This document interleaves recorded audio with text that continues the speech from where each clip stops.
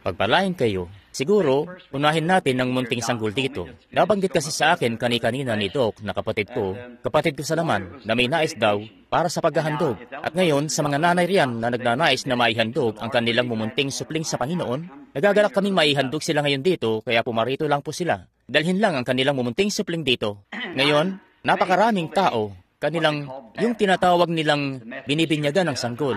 Ginagawa yun ng Iglesyang Methodist. At sa palagay ko, pati nasa rin. Hindi ako sigurado. Hindi ko pala. Sa pagkakaalam ko yun ang naging dahilan at nakahiwalay sila. Dahil sa pagbibinyag ng sanggol, ang Nazarene at ang Free Methodist. Ngunit, ano pa man, may ilan sa kanilang yan ang ginagawa at may ilan naman na iba.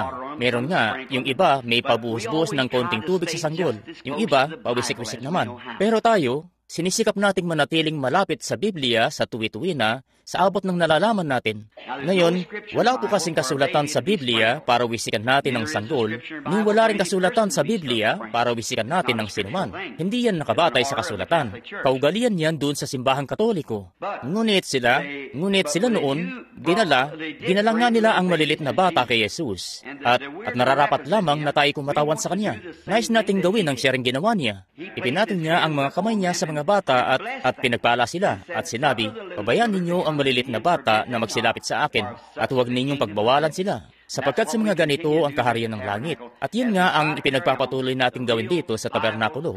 Dahil sinisikap nating ipagpatuloy ang tunay at naayon sa Bibliang itinalagang paraan sa abot ng nalalaman natin. Kaya ngayon, sa nanay po o sa mga nanay na daladala ang supling nilang ihahandog, habang tinutugtog ni kapatid na Gertie ang Bring Them In, sige po, dalhin nyo na sila rito sa may altar. Ang ating kapatid at ako'y bababa at ihahandog ang mga malilit na bata sa Panginoon.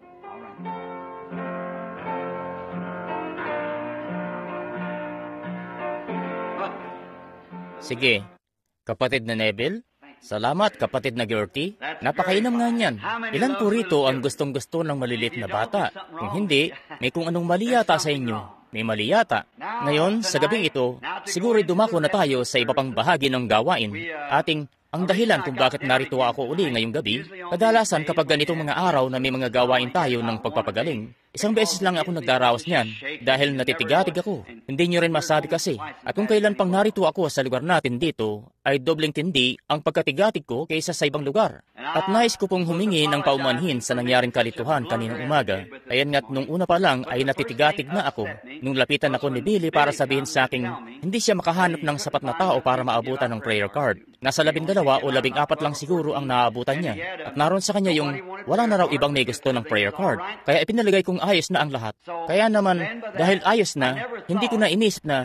Kaya nga, nung sinimulan ko ng tawagin ang mga prayer card, iniisip kong lalapit lahat yung 10 o 12 ba yun na naabutan dito. Tinawag ko na. Nung makarating ako sa isang bilang, hayan nga, wala namang kumikibo. At tinawag ko uli, wala pa rin sumasagot. At hindi ko maintindihan kung bakit nagkaganoon hanggang sa tawagin ni Ginang Wood ang aking pansin. Sabi niya, kapatid na Branham, hawak ni Billy yung mga card at binabalasa ang mga yun at ipinamimigay pagkatapos. Siguro naiwan lang yung bilang 3. Yun nga ba yun? Bilang 3 sa bulsa niya.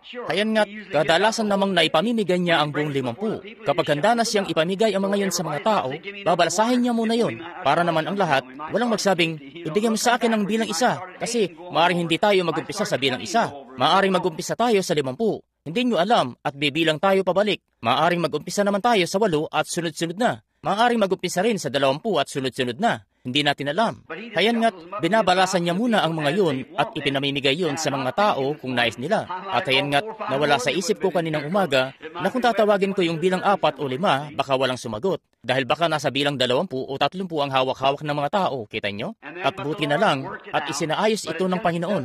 Ngunit sadyang wala po itong matinding tigatig, gaya ng kung nasa ibang dako, malayo sa ating lugar. Sisikapin kung hindi na talaga gawin yun, gawin pa yun uli. Ayan nga't, dito sa atin hindi pa katagalan, hiniling ko sa Panginoon na kung pagkakalooban niya tayo ng isang mainam na pagtitipon dito, ipinangako kung hindi ko na hihilingin pa yun sa Kanya. Dahil talagang napakahirap nito. At salungat ito sa kasulatan, kita nyo? At kung inyong ngang, hayan nga't napakahirap nito sa akin, sapagkat sa pagkakalam ko kung anong nararapat, ramdam ko ang pagkagapi sa simula't sa pool, kita nyo? Gapi na ako sa simula pa lang. Sa kabila niyan, may tumawag sa isang kapatiran kaninang hapon.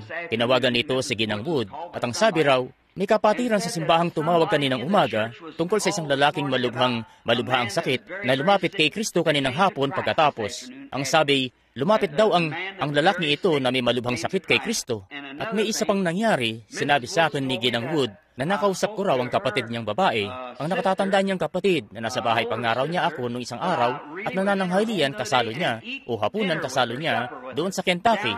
At alam ng Diyos na makapangyarihan sa lahat na hindi ko kailanman nakikilala ang babaeng ito. Kita niyo? Siya nga. Sa diyang napaka makapangyarihan talaga ng mga pangitain.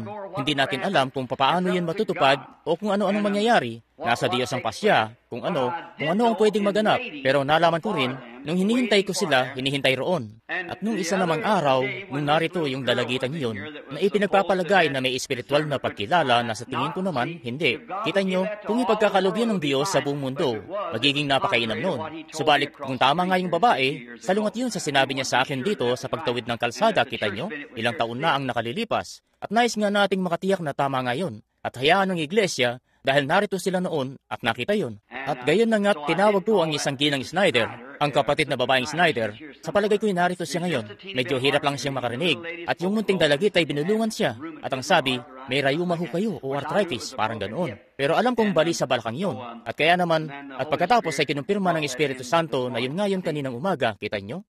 Ngayon, ano ito? Isa itong makalangit na kaloob at malaya itong kumikilos. Subalit, ang mahirap lang dito sa siyudad, tatapatin ko po kayo. Ako ay natitigatig palagi sa tuwing mananalangin ako para sa mga may sakit dito. Ayan nga, tatayo ako rito. Sasabihin ito sa mga tao. Tatayo ako, sasabihin, sa oras na ito'y pinagaling na kayo ng Panginoon. Pinagaling na kayo ni Jesus nung namatay siya para sa inyo. 19 na raang taon na ang nakalipas. Doon mismo ay pinagaling na kayo. Ngayon, para sa Diyos, para kay Kristo, pinagaling na talaga kayo.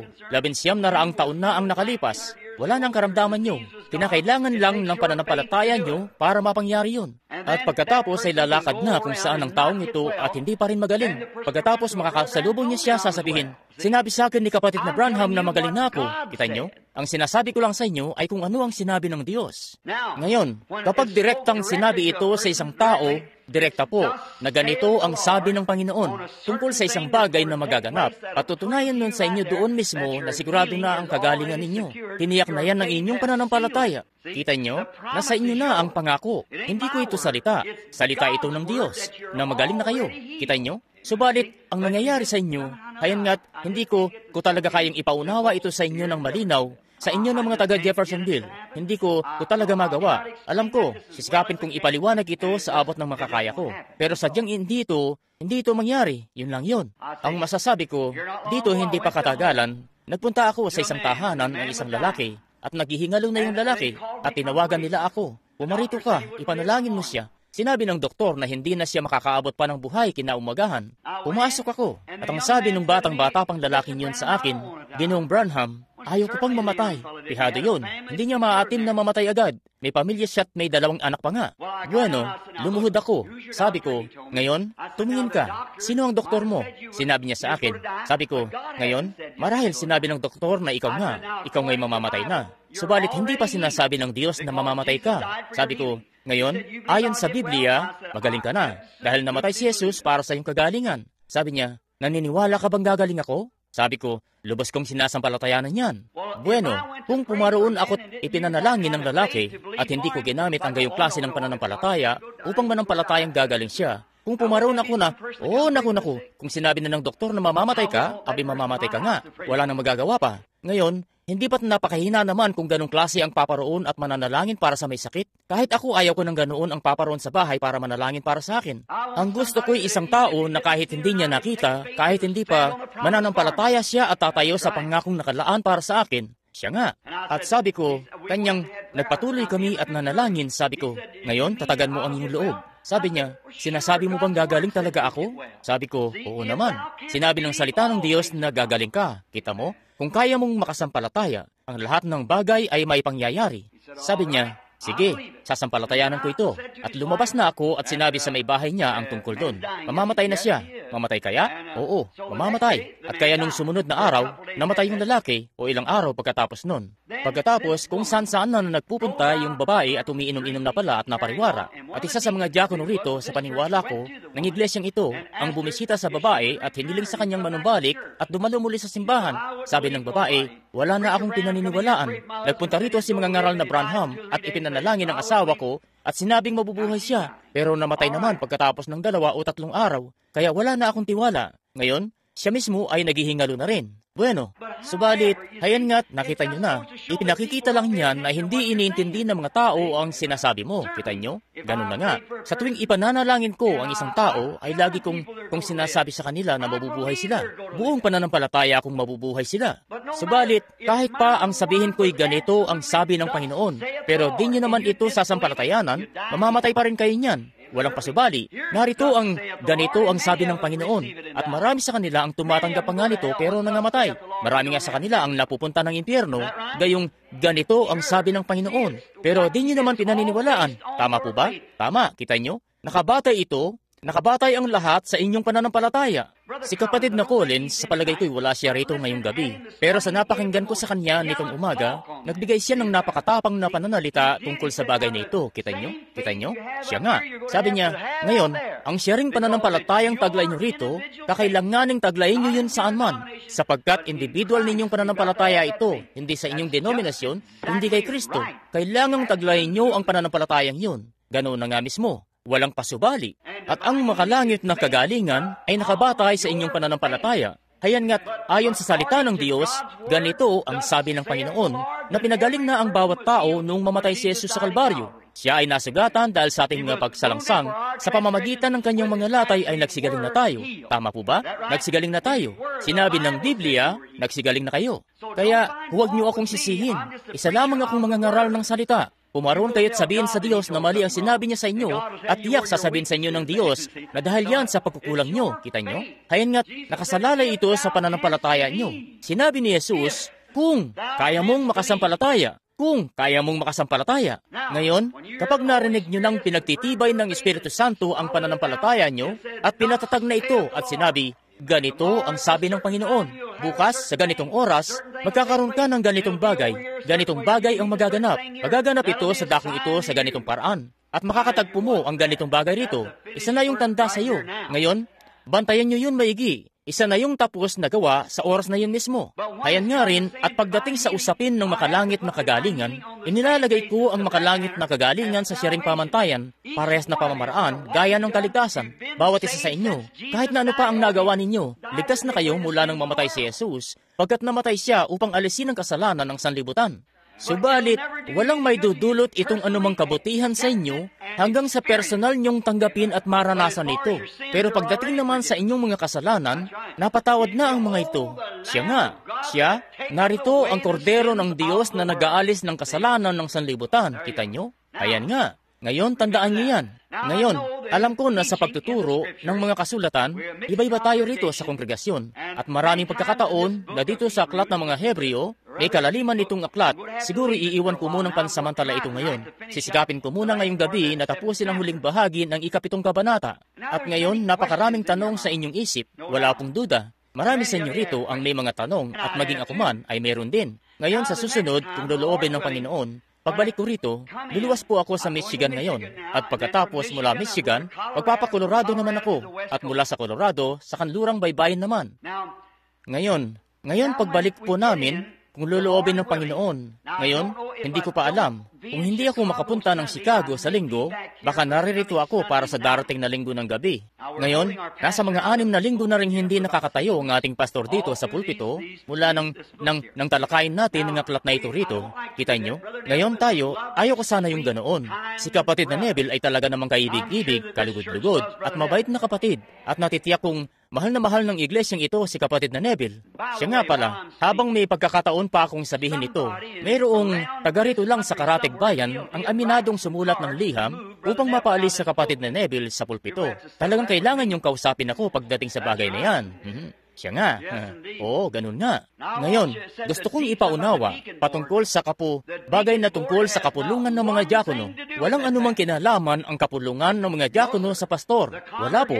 Ang kongregasyon sa kalahatan ang may kapangyarihan. Hindi ang kapulungan ng mga diakono ay mga pulis lamang dito sa iglesia para mapanatili ang kaayusan at iba pa. Ngunit pagdating sa mga alituntunin, kinakailangang ayunan ito ng buong iglesia. Nakatayo ang iglesia sa kapangyarihan ng lokal na iglesia. Sa makatuwid, wala sa akin ang pagpapasya sa pagpapaalis sa pastor o paglalagay man. Pag may-ari ko man ang lugar na ito, ibinigay ito sa iglesia. Kayo ngang lahat ang iglesia. Kayong mga tao ang may kapamahalaan. Kayo ang iglesia mismo. At ang iglesia, ang banal na iglesia ng Diyos ang may kapangyarihan, ang Espiritu Santo sa iglesyang yan.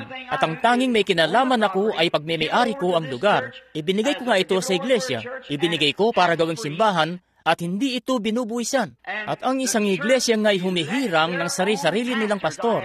Wala sa akin yung ganong pagpapasya. At ang tanging paraan lang na mapapaalis ang pastor ay kung magpasya mismo ang pastor na umalis. O kung ang mayorya ng mga boto sa iglesia ay nagsasabing paaalisin na nga, palitan ng pastor. Ganoon ang tanging paraan. Walang kapulungan ng mga diakono ang maaaring gumawa nun. Ang gawain ng kapulungan ng mga diakono ay panatilihin ng kaayusan at ng iba pang mga bagay sa iglesia. Ang mga tagapangasiwa nga, wala silang kinalaman dito.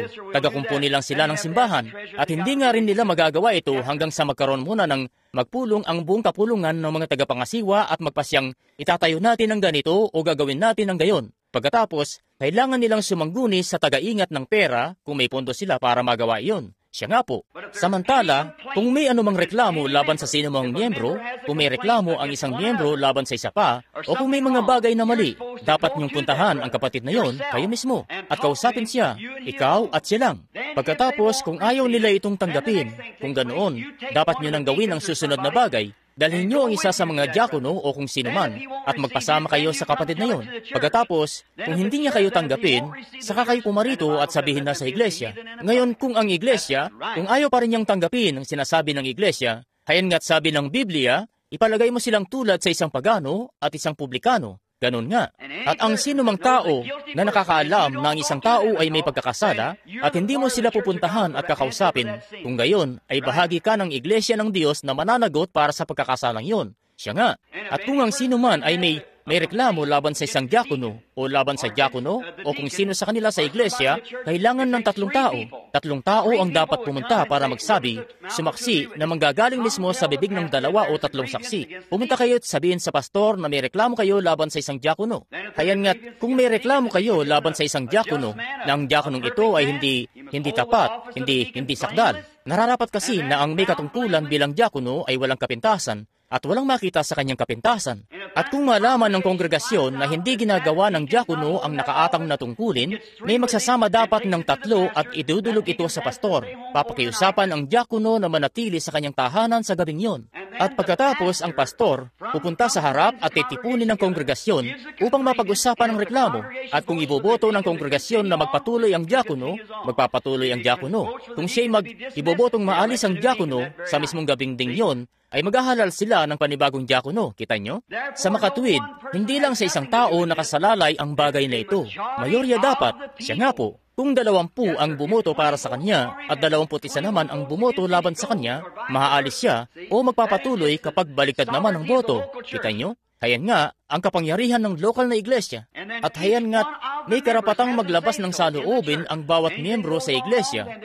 Kung mayroong mangyari na problema, maaari silang agad na magtipon-tipon, basta't siguraduhin lang nilang dumulog sa harapan ng Diyos upang lubos silang makatiyak na walang hadlang sa pagkilos ng iglesia. Sa kabila niyan, ang buo at kumpletong kapamahalaan ng iglesia ay ang pastor. Basahin niyo yun sa Biblia.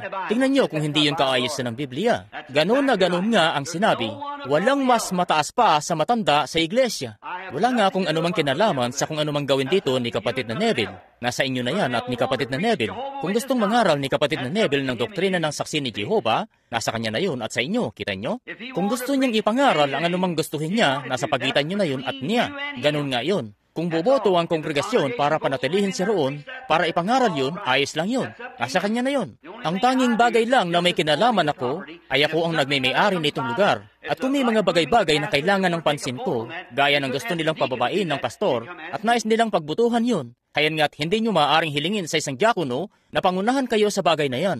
puntahan niyo ako para makausap niyo ako. Pupuntahan ko kayo, sasabihin, kung gusto niyong pababain ng pastor, sabihin niyo sa akin kung bakit. May nagawa ba siyang kung anuman?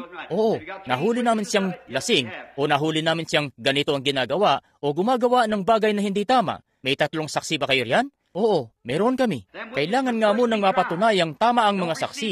Huwag kayong tatanggap ng sumbong laban sa matanda sa iglesia, liban sa 2 o 3 saksi. At subukin mo na sila kung may patunay laban sa matanda. Pagkatapos ay dapat kayong manumpa na nakita nyo talaga. At patunayan yun na nakita nyo talaga.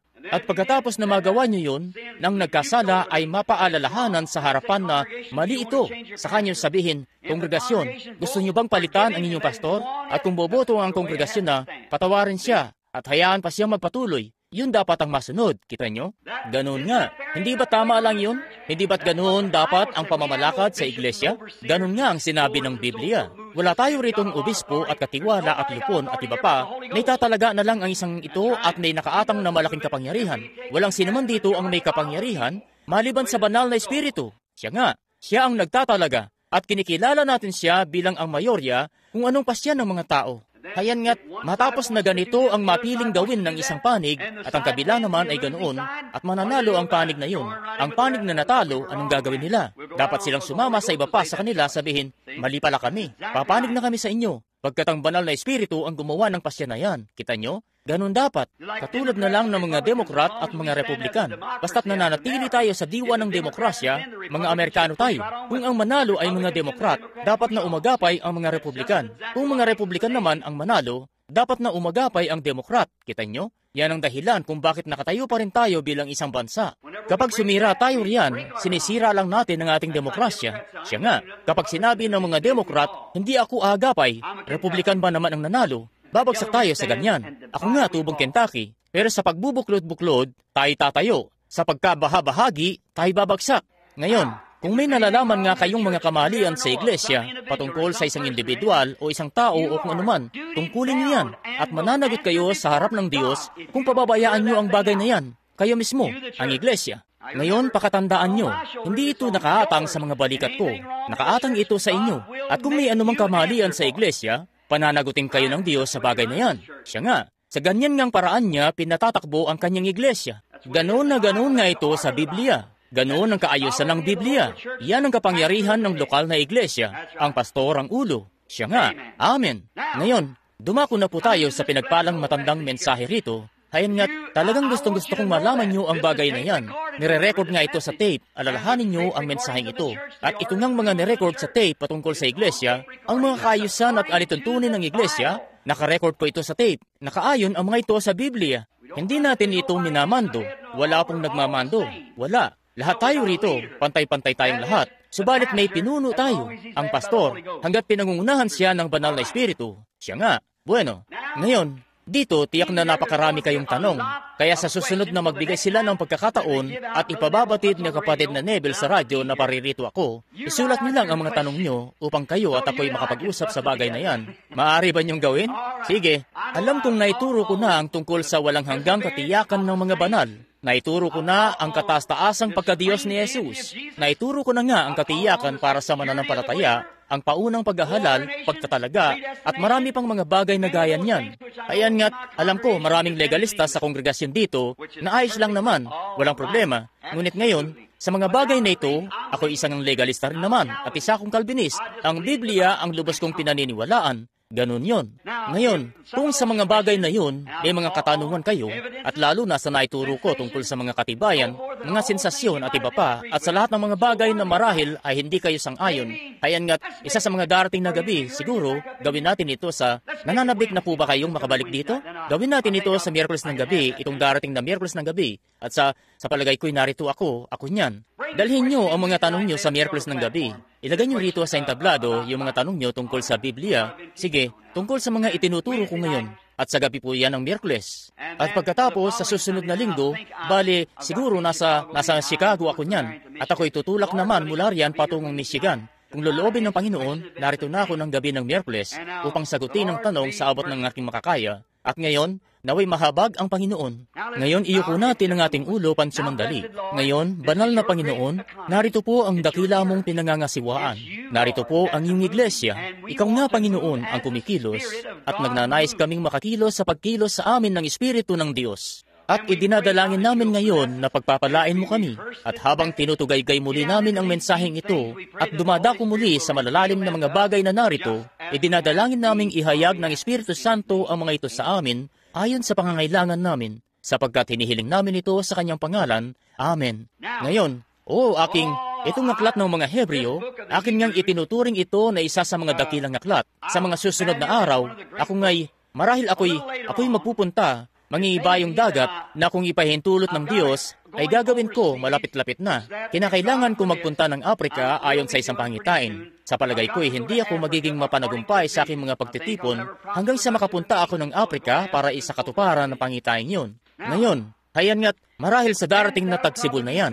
Ngunit bago ang panahon yan, nais kong talakayin ang isa pang aklat mula sa aklat ng mga Hebreo. Yun ay ang 11 kabanata ng mga Hebreo. At mananatili tayo riyan ng mga isang linggo sa 11 kabanata at tatalakayin natin ang bawat isa sa mga katauhan o tauhang nariyan at pagbubulay-bulayan natin ang kani-kanilang katangian. Kita nyo? Sa pananampalataya, si Noe, tapos tatalakayin ang buhay ni Noe. Sa pananampalataya, si Abraham, tapos tatalakayin ang buhay ni Abraham. Sa pananampalataya, si Abel, tapos tatalakayin ang buhay ni Abel. Kita nyo? At tutugay-gayin natin ang lahat ng naroon. Gusto nyo ba yon? Napakainam nga nun. Matatalakay natin diyan ang buong Biblia. At hayan nga't magagawa natin yan siguro sa sabihin nating buong 1 linggo o 10 araw na pagtitipon, sunod-sunod na pagtitipon, parang revival sa darating nitong panahon ng Kapaskuhan na walang pasok o parang ganun, kung loloobin ng Panginoon. Ngayon, sa 7 kabanata ng aklat ng mga Hebreo, nakilala natin ang dakilang tauhang ito. May makapagsasabi ba sa akin kung ano ang pangalan niya? Melchizedek. Ngayon, sino itong si Melchizedek? Siya ang saserdote ng kataas-taasang Diyos. Siya ang hari ng Salem na sa makatwid hari ng Jerusalem. Wala siyang ama, wala siyang ina, wala siyang panahon na naipanganak siya, ni hindi siya magkakaroon ng panahon na mamamatay siya.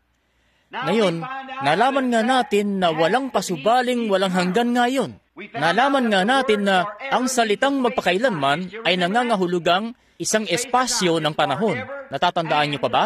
Isang espasyo ng panahon, magpakailan at kailanman. At ang magpakailanman ay napatunayan na ng maraming beses sa Biblia bilang isang espasyo ng panahon. Subalit, ang walang hanggan, hayan nga't may iisang uri lamang ng buhay na walang hanggan na nalalaman natin. Tama ba? Ang Diyos nga, ang may buhay na walang hanggan lamang. Tama ba? Nag-iisang uri lamang ng buhay na walang hanggan. Hindi pwedeng sabihing kaparusahang walang hanggan. Sapagkat kung parurusahan kayo ng walang hanggan, ibig sabihin, may buhay na walang hanggan pala kayo para maparusahan ng walang hanggan. Kakailanganin nyo nga ang at kung may buhay na walang hanggan kayo, hindi kayo maaring maparusahan, kita nyo? Kung meron kayong walang hanggan, ang dumirinig sa aking mga salita at sumasampalataya sa Kanya na nagsugo sa akin, ay may buhay na walang hanggan. Tama po ba? Buhay na walang hanggan, sapagkat sumasampalataya kayo. Bueno, kung may buhay na walang hanggan kayo, hindi kayo maaaring maparusahan, sapagkat may buhay kayo na walang hanggan. Kaya, kung magkagayon, kung maghihirap kayo sa impyerno magpakailan at kailanman, nasa inyo dapat ang buhay na walang hanggan. Kaya naman ngayon, naniniwala akong itinuturo ng Biblia ang isang literal na nagniningas na impyerno. Itinuturo yan ng Biblia na parurusahan ang mga kasalanan at kasamaan, magpakailan at kailanman. Hindi walang hanggan ang sabi. Marahil ay tatagal ng 10 bilyong taon. Marahil ay tatagal ng 100 bilyong taon. Subalit darating sa puntong hahantong ito sa kawakasan. Sapagkat ang lahat ng may pasimula ay may katapusan. Yaong mga bagay na walang pasimula, wala ngang katapusan. Naalala niyo pa ba ang araling yun ngayon? Kung papaanong tumugay-gay tayo pabalik at nalaman natin ang lahat ng mga bagay na may pasimula ay binaluktot. Kita nyo? Binaluktot mula sa orihinal. At sa huli, babalik uli yun sa isang walang hanggan. At sa puntong yun, ang buong impyerno lahat ng paghihirap at lahat ng iniwang alaala nun ay maglalaho na ng walang hanggan. Ang lahat ng nagpasimula ay magwawakas. At itong si Melchizedek ay hindi si Jesus, sapagkat Diyos siya. At ano nga ba ang ipinagkaiba ni Jesus at ng Diyos? Hayan nga, si Jesus ang tabernakulo na pinanahanan ng Diyos, kita nyo? Ngayon, si Melchizedek, si Jesus nga'y kapwa may ama at ina. At ang tao na ito ay hindi nagkaroon kailanman ng ama o ina. May pasimula ng buhay si Jesus at meron siyang wakas ng buhay. Ang taong ito naman ay walang ama, walang ina, walang pasimula ng mga araw o wakas man ng buhay. Subalit, siya rin ang tao na yun. Ganoon nga, si Melchizedek at si Jesus ay iisa. Subalit si Jesus ang makalupang katawan na naipanganak at inanyuan ayon sa kasalanan. Sariling katawan nga ng Diyos, kanyang sariling anak, ipinanganak at inanyuan sa kasalanan upang kunin ang tibo mula sa kamatayan, upang bayaran ng katubusan at upang tanggapin ang mga anak na lalaki at mga anak na babae sa kanyang sarili. Nakukuha nyo? Yan nga ang dahilan kung bakit siya may pasimula, siya may wakas. Subalit ang sakdal na katawang yun na nagsisilbi bilang paunang bayad ng hinihintay nating pagkabuhay na maguli, hindi pa hintulutan ng Diyos na makakita ng kabulukan ang banal na katawan na yun, sapagkat siya mismo ang lumikha nun, at binangon yun at binuhay yun na maguli, at inuluklok yun sa kanyang kanan. At sa araw na ito, ang Espiritu Santo na nagbangon sa katawang yun ay naririto sa iglesia. Purihin ang pangalan ng Panginoon at nagpapakita ng siya ring mga himala noon at kapangyarihan. At balang araw, ang Espiritu Santong ito na nasa iglesia ay sisigaw at papailan lang at tatanggapin ang sarili nito doon sa anyong katawan na nakaluklok sa kanan ng karangalan ng Diyos upang mamagitan para sa atin ng mga makasalanan. At dahil diyan, ay ganap tayong iniingatan mula sa pagkakasala. Hindi ibig sabihin hindi na tayo nagkakasala, kundi iniingatan tayo mula sa pagkakasala sa presensya ng Diyos, sapagkat may duguang hain na tumatayo sa pagitan ko at ng Diyos, sa pagitan nyo at ng Diyos. Yan nga ang dahilan at sinabi niya, ang taong ipinanganak ng Diyos ay hindi nagkakasala. Hindi siya maaaring magkasala, sapagkat kung naipanganak na kayong muli, ang mismong Espiritu Santong nanahan sa katawang iyon ay mananahan na sa inyo, at hindi ito maaaring magkasala. Nakalagay ang hain sa harapan niya. Ngayon, kung sinasadya nyo namang magkasala, ipinakikita lamang niyan na di maaaring kabilang kayo sa katawang iyon. Amen. Yan ang Ebanghelyo. Hayan nga ito. Kaya nakita nyo na, hindi nito sinasalungat ang alinman sa kasulatan. Pinagbibigkis-bigkis nito ang mga kasulatan. Kita nyo? Hindi nga maaari na sa mga minsang naliwanagan na, tiyak na marami tayong makukuhang tanong sa bagay na yan. Hayan nga, magtanong lang kayo. Inaasahan natin yan. Ngayon pansinin nyo, hindi maaari na sa mga minsang naliwanagan na at saka mahiwalay na baguhin silang muli sa pagsisisi, yamang ipinapapako nilang muli ang anak ng Diyos at ginagawa siyang at inilalagay na muli siya sa hayag na kahihiyan. Hindi nga maaari. Pagkatapos ay dumako kayo sa mga Hebreo 10 kung saan sinasabi nito roon, sapagkat kung ating sinasadya ang pagkakasala, pagkatapos na ating matanggap ang pagkilala sa katotohanan, at anong kasalanan? Ang di pagsampalataya. Kung malaya mo namang nakikita ang Espiritu Santo na gumagawa ng mga bagay na gaya ng ginawa nito sa dako rito kaninang umaga, at nakita nang nagbangon si Kristo mula sa mga patay, at siya'y nabubuhay sa kanyang iglesia, at sa gitna ng kanyang mga hinirang, at kusa mo itong tatanggihan, hindi ka na nga maaari pang makalapit sa Diyos, pagkat pinusong mo ang banal na Espiritu. Sinabi ni Jesus ang gayon ding mga bagay nung ginagawa niya ang mga himalang yun. Sabi nila, aba, siya si Beelzebub, isa siyang manghuhula, isa siyang dyablo. Bumaling si Jesus at nagsabi, mapapatawad ko kayo sa bagay na yan. Subalit, kapag ang Espiritu Santo na ang pumarito at ginawa ito, ang magsalita ng isamang salita laban dito ay hindi ipatatawad sa kanya sa sanlibutang ito o maging sa sanlibutang darating, sapagkat tinawag ninyo ang Espiritu ng Diyos na nasa kanya na isang karumaldumal na Espiritu. Kaya naman, kung sasadyain nating magkasala, kung magkakasala tayo, sasadyayang di manampalataya, hindi natin magagawa yan pagkatapos natanggapin ang katotohanan, may panganak na muli. Hindi nga tayo maaaring magkasala pa. Hindi maaaring magkasala ang isang makasalanan Hindi maaaring magkasala ang isang Kristiyano ng kasalanang walang kapatawaran. Hindi niya magagawa yun. Ang masama ang gumagawa nun. Yaong nagkukunwang mananampalataya, hindi ang mananampalataya. Ang mga Hudyong rabay nga roon, akala nila kung sino silang mga formal at may mga DD at mga PhD. Akala nila'y karapat-dapat na sila. Siguradong sigurado na. Subalit, sila ang pinakamalala sa mga makasalanan. Marahil sila'y hindi mo marahil maituturo ang kamay mo sa buhay nila. Malinis sila, may mabuting asal at matuwid sa sarili nila. Subalit sila'y mga di mananampalataya. At kunin nyo nga ang salitang kasalanan at alamin nyo ang kahulugan nito. Ang ibig sabihin ng salitang kasalanan ay di pagsampalataya. Sa dalawa lang naman nahati ng isa'y mananampalataya at ang isa'y di mananampalataya. Ibig sabihin, inaring ganap o kaya naman makasalanan. Yun. Kung isa kang di mananampalataya, isa kang makasalanan. Kahit gaano ka pang kabuti, gaano ka pang kadalas magsimba, o mga ngaral ka man, isa ka pa rin di mananampalataya. Ang mga Pariseo nga roon ay mga ngaral, at sila'y mga di mananampalataya, at nasa impyerno ngayon dahil dyan. Tunay namang napakarelihiyoso at mga Diyos. Subalit, hindi nila siya sinampalatayanan at tinawag pa nila siyang isang dyablo at pinabulaanan ng kanyang salita.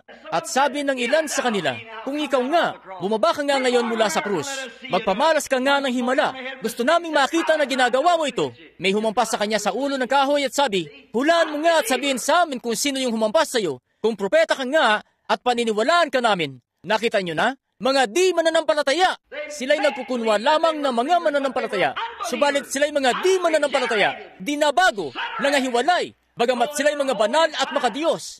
Hayan nga't ganyan na ganyan ang umiiral sa panahon ngayon. Napakaseryoso ng mga mukha ng mga kalalakihan at kababaihan na nagsisidalo sa simbahan. At napakabanal pa. At hindi nagsisinungaling, nagnanakaw.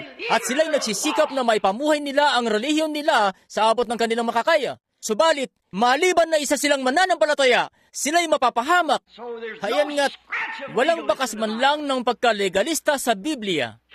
Sa Kalbinismo, biyaya ang laan ng Diyos sa inyo, at mga gawa ang laan ninyo sa Diyos. Tunay nga na magkaibang bagay talaga. Tumigil man kayo sa pagsisinungaling, tumigil sa paninigarilyo, tumigil sa pagnanakaw, tumigil sa pangangalinya, tumigil sa lahat, tupdin ang lahat, tupdin ang mga utos, at dumalo ng panambahan, at mabautismuhan linggo-linggo. Magkomunyon man, hugasan ang mga paa ng mga banal, gawin ang lahat, magpagaling ng mga may sakit, at gawin ang lahat ng iba pang mga bagay na ito. Maliban na ipanganak kayo ng Espiritu ng Diyos, mahirang, kayo'y mapapahamak, hindi sa may ibig, ni hindi sa tumatakbo, kundi sa Diyos na naawa. Sinikap noon ni Esau sa abot ng makakaya niya na maging isang Kristiyano, pero hindi niya magawa. Sinabi ng Biblia na siya'y mapait na nanangis, naghanap-hanap ng isang lugar na makapagsisisi, at hindi niya nasumpungan yon. Bago pa man siya may silang, ay hinatulan na siya ng Diyos, pagkat alam na ng Diyos na isa siyang masamang mandaraya sa kaibuturan niya. Nalalaman na ito ng Diyos sa pamamagitan ng paunang kaalaman. Sinabi niya, aking inibig si Jacob at kinapuotan ko si Esau. At tila ba si Esau pa yung mabait? Naiiwan siya sa bahay. Inaalagaan ng kanyang matandang tatay na bulag. Pinakakain ng mga baka at lahat na nga. Isang ulirang anak. At ito namang si Jacob ay dikit sa kanyang nanay. Isang duwag na gumagawa-gawa ng kwento. Ganon siya. Aminado kayo riyan. Aminado rito ang Biblia. Yan ang nakasaad yan. Kung saan-saan nagpupunta. Kung ano-anong ginagawa, at si nanay, kasama si nanay lagi. Subalit, ganon pa man, si Jacob, sa lahat ng kanyang pagpapahapay-hapay at ng kanyang mga pagkaduwag, may pagpapahalaga pa rin siya sa pagkapanganay. Yan nga ang pinakamahalaga. Si Esau ay dobleng beses na mas mabait kay Jacob. Kung magpapasya nga tayo ngayon kung sinong karapat-dapat na maging miyembro ng ating iglesia, pipiliin niyo si Esau 1,000 higit kung hindi niyo siya kilala. Subalit pinili ng Diyos si Jacob. Ano naman ang gagawin niyo kay San Pablo kung magnais siyang maging ministro? Isang maliit na patulis ang ilong na Hudyo at nagngingit-ngit ang bibig. Saan man pumunta'y tiyak na manggugulo at hiyan nga't wawasakin pa niya ang iglesia. Gagawin niyang lahat. Iniisip niyo marahil na nagkasala siya ng kasalanang walang kapatawaran. Subalit sinabi ng Diyos, siya ay aking lingkod. Kumukuha ang Diyos ng mga tao at binabago sila. Hindi ang mga tao ang kumukuha sa Diyos at nagbabago. Kumukuha ang Diyos ng tao at binabago ang naturang tao. Hindi nga ito nakasalalay sa kung ano ang nagagawa mo, kung ano ang ibig mo, kung ano ang iniisip mo. Nakasalalay ito sa kung ano ang ginagawa ng Diyos. Ayan nga, At ganyan nga ito. Ngayon, ang dakilang Melkisedek, napakainam nga nitong kwento tungkol sa kanya rito. Siguro ay magbasa tayo ng konti para maging bibilisan na natin ang pagtalakay rito. Sisimulan natin dito sa isang bahagi ng kasulatan at atin nang simulan sa may 15 talata. At lalo pang napakaliwanag ito na kung ayon sa anyo ni Melkisedek ay lumitaw ang isa pang saserdote. Ngayon, si Melkisedek ay isang saserdote. Siya nga ba? Eto nga kung ano siya. Nalaman natin na ang Diyos sa pasimula ay isang dakilang bukal ng Espiritu. Tama po ba? Wala siyang lugar ng kapanganakan. Wala siyang lugar ng kinamatayan. Wala siyang pasimula ng mga araw. Wala siyang katapusan ng mga taon. Siya ay sadyang walang hanggan kung papaanong ang eternidad ay walang hanggan. Hindi siya pinanganak. Hindi rin siya namatay. At doon nalaman natin na may 7 iba't ibang espiritu siya. Tama ba? Sinabi nga yan ng Biblia sa Apokalipsis ang tungkol dito. Ang 7 espiritu sa harapan ng luklukan ng Diyos. Tama ba? Ang 7 iba't ibang 7 espiritu. Nalaman nating may 7 kulay. May 7 kapanahunan ng iglesia. O sadyang nagtutuloy-tuloy ito. Ang bilang na 7 ay kakumpletuhan. At ang Diyos ay kumpleto. Hayan nga't 7 espiritu. At sakdal ang mga espiritu niyan. Ang una ay ang kulay na pula, sakdal na pag-ibig, pagtutubos. Kaya nga't kung may oras lang tayo para tugay-gayin ang lahat ng mga kulay na yan at ipakita na ang bawat isa sa mga kulay ay kumakatawan sa kadalisayan ng Diyos. Amen. Ang mga kulay na yun may 7 natural na kulay. Ang mga kulay na yun ay kumakatawan sa kadalisayan ng Diyos. At ang mga kulay na yun ay kumakatawan sa mga layon ng Diyos, sa kilos ng Diyos. Ang 7 kulay, kumakatawan sila sa 7 kapanahunan ng iglesia, 7 bituin, 7 anghel, saan man sa buong kasulatan, 7 ministro, 7 mensahero, 7 mensahe, lahat ay sa bilang na 7. 7 araw, 6 na araw, at ang ika-7 ay ang Sabat, sakdal, ganap. Napakaganda nga nito kung may oras lang tayo para tugay-gayin ito at talakayan ito. Ang mga kulay na ito, kunin natin ang kulay na pula. Talakayin natin ang unang kulay, ang pula. Ano ba ang pula? Sa isang banda, ang pula ay tanda ng panganib. Ang pula ay tanda rin ng pagtutubos. At tingnan niyo ang pula sa pamamagitan ng isa pang pula. Anong kulay ang kalalabasan? Puti. Tama. Kaya noong bumuhos ang pulang dugo upang takpan ang pulang kasalanan, ang Diyos, sa pagtingin sa pulang dugo, ang tingin sa pulang kasalanan ay puti ito. Hindi maaari magkasala ang mananampalataya. Hindi nga maaari. Ang binhi ng Diyos, ang mga pagpapala ng Diyos ay nananahan sa Kanya. Wala nang ibang nakikita pa ang Diyos, kundi ang dugo ng sarili niyang anak. Kahit ano pa ang naroon sa Kanyang iglesia, anuman yon, hindi na yun nakikita pa ng Diyos. Sapagkat namamagitan si Jesus sa tuwi-tuwi na ang dakilang saserdote, walang paraan para sa isang mananampalataya ang magkasala dahil nakalapag na roon ang isang natatanging hain para sa kanya sa ganong paraan. Talagang wala. At ngayon kung sasabihin nyo, bueno, pagkakataon ko na palang ipinapakita lang niyan na wala ka sa tama. Pahahalagaan mo yun. Pakaiibigin mo ito. Kung isa kang tunay na Kristiyano, hanggang dumating sa kasusuklaman mo ang kasalanan, hanggang sa hindi mo na ito kayang gawin pa.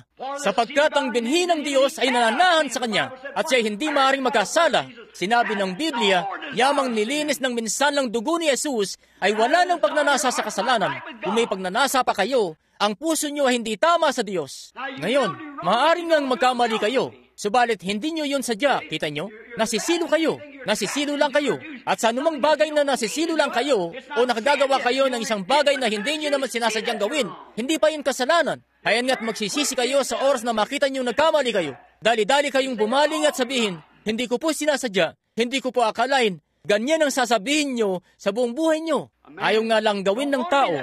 Yun ang dahilan kung bakit napakamangmang natin at nalulugmok tayo sa kadiliman dito sa lupa. Samantalang may kabayarang dugo na para sa atin sa tuwina upang panatilihin tayong natatakpan. Kayan nga't maling-mali na tayo agad. Ngayon, iiral na naman ang kaisipan yung legalista. Alam niyo ba? Pinaging banal na raw ang babaeng yun. Ngunit purihin ng Diyos, nakagawa siya ng pagkakamali. Talagang alam kong nag-backslide na siya. Mali yun. Hindi siya nag-backslide. Nagkamali siya. Kung sinadya niyang gawin yun, ibig sabihin, hindi siya tama sa umpisa pa lang. Kung hindi niya sinasadyang magawa iyon at lalakad siya sa harap ng banal na iglesia ng Diyos at ipahayag iyon at sasabihin, nagkamali ako at patawarin niyo ako, nararapat lamang na gawin niyo yun. Kung hindi niyo gawin niyo ng taos puso, kung ganun, dapat kayong dumulog sa altar Tama. Hayan ang tunay na kabanalan sa iglesia. Hayan ang dalisay na kabanalan. Ang kabanalan na hindi sa ganang inyo, kundi ni Kristo. Wala akong kabanalang maihaharap sa Kanya. Narito lamang akong nagtitiwala sa Kanyang, sa Kanyang biyaya, at taglay-taglay ko ito sa puso ko. Hindi ako karapat-dapat dito. Wala naman akong nagawa para maging marapat ako para rito. Ngunit sa pamamagitan ng biyaya ay tinawag niya ako at inanyayahan niya akong lumapit. At tumingin ako sa Kanya at inalis niya ang pagnanasa mula sa akin. Nakagagawa ako ng libo-libong pagkakamali buwan-buwan, taon-taon. Totoo, nakagagawa ako. Ngunit kapag nakikita kong nagkakamali ako, sinasabi ko, Diyos, hindi ko po sinasadyang gawin yun. Talos mo ang puso ko. Hindi ko sinasadyang gawin ang bagay na yun. Nasilo ako. Hindi ko sinasadyang gawin yon. Patawarin mo po ako, Panginoon. Kung nakagagawa man ako ng pagkakamali sa kapatid ko, sinasabi ko, Kapatid, patawarin mo ako. Hindi ko sinasadyang gawin yon. Tunay, talos ng Diyos ang puso ko. Hayan nga. Hayan ang hain ng dugo. Hayan ang kapangyarihan ng Ebanghelyo. Ang banal na iglesyang sumusulong. Hindi nga ito dahil sa isang bagay na kayo ang may gawa. Dahil ito sa bagay na walang kinalaman ang nagagawa nyo. Hayan nga ang katubusan. Ngayon, ang Melchizedek na ito, noong lumitaw siya, nais kong sabihin sa inyo ang isa pang bagay. Nasubukan niyo na bang kumuha ng piraso ng salamin na may 3 sulok? Kumuha kayo ng isang pirasong salamin na may 3 sulok at itapat niyo ito sa sikat ng araw. Magpapalitaw yon ng 7 lantay na kulay. Magpapalabas ng bahaghari ang isang salamin na may 3 sulok. Ganun nga. Ngayon, kung may oras pa tayo, tatalakayin natin yan. May kasakdalan nga sa bilang na 3. Ama, Anak, Espiritu Santo, pag-aaring ganap, pagpapaging banal, bautismo ng Espiritu Santo. Hayan nga, may kasakdalan sa bilang na 3. Ang Diyos na nasa ibabaw ng tao, ang Diyos sa taong tinawag ni Jesus, ang Diyos sa iglesia. Hayan nga't may kasakdalan. Nagkakasala ang tao hanggat naroon pa ang Diyos sa isang haliging apoy. Ang Diyos, ang tao ay nagkakasala. Hayan nga, sa harapan ng Diyos, hanggat nasa haliging apoy ang Diyos, sapagkat ang tao ay marumi pa ring nilalang. Dugo pa ng hayop ang nakalapag sa harapan niya. Pagkatapos ay dumating ang kordero ng Diyos, ang ikalawang sakdal na paghakbang ng Diyos. Siya ring Diyos, panibagong katungkulan. Hayan nga't ang Diyos na ito na nakay Kristo ay ang siya ring Diyos na nasa haliging apoy noon. At ang siya ring Diyos ay nagkatawang tao at tumahan sa gitna natin. At nung pagtawanan siya ng tao, binilang pa rin yun sa dati. Wala pa kasi noong dugong nabuhos. Siya nga, sinabi ni Jesus, patatawarin ko kayo.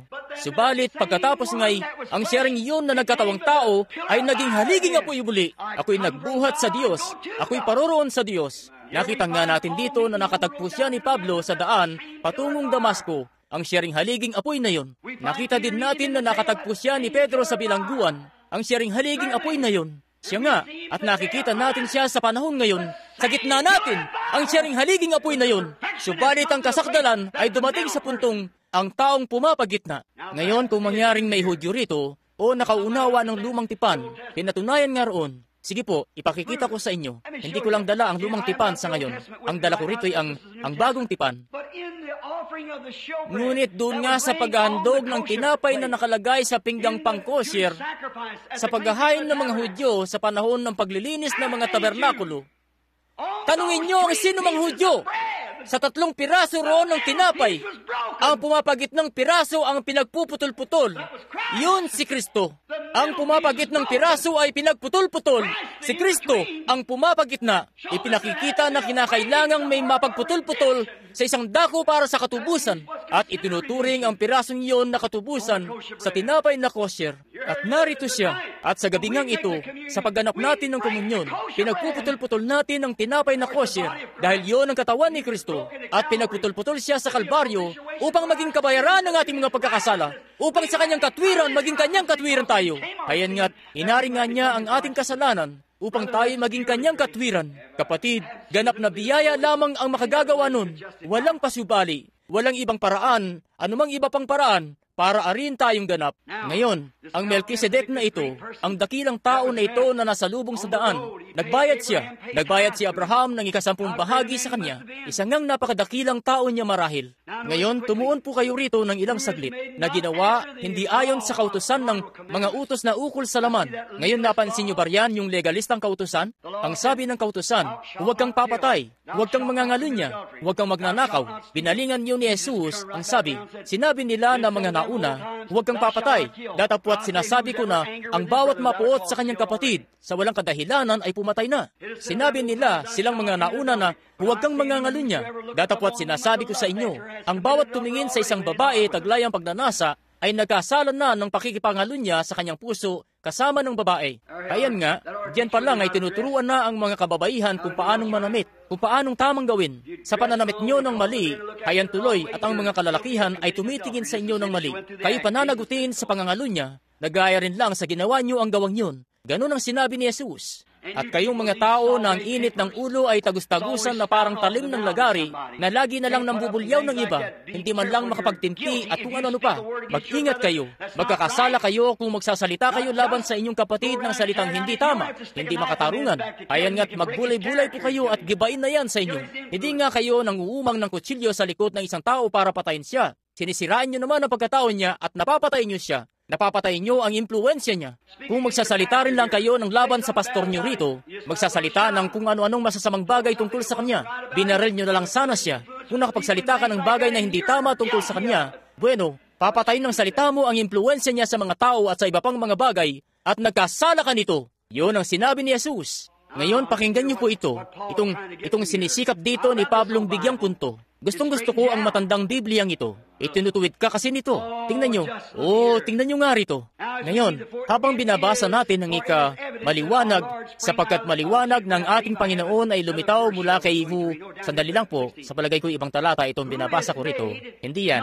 Dito po dapat sa 12 na ginawa, hindi ayon sa kautusan ng mga utos na ukol sa laman. Kayan nga't pagkalegalista yan. Kita nyo? Kapatid, hindi ko dapat, alam ko naman pero nagawa ko, hindi ganoon. Ang pag-ibig ang dapat kumikilos doon.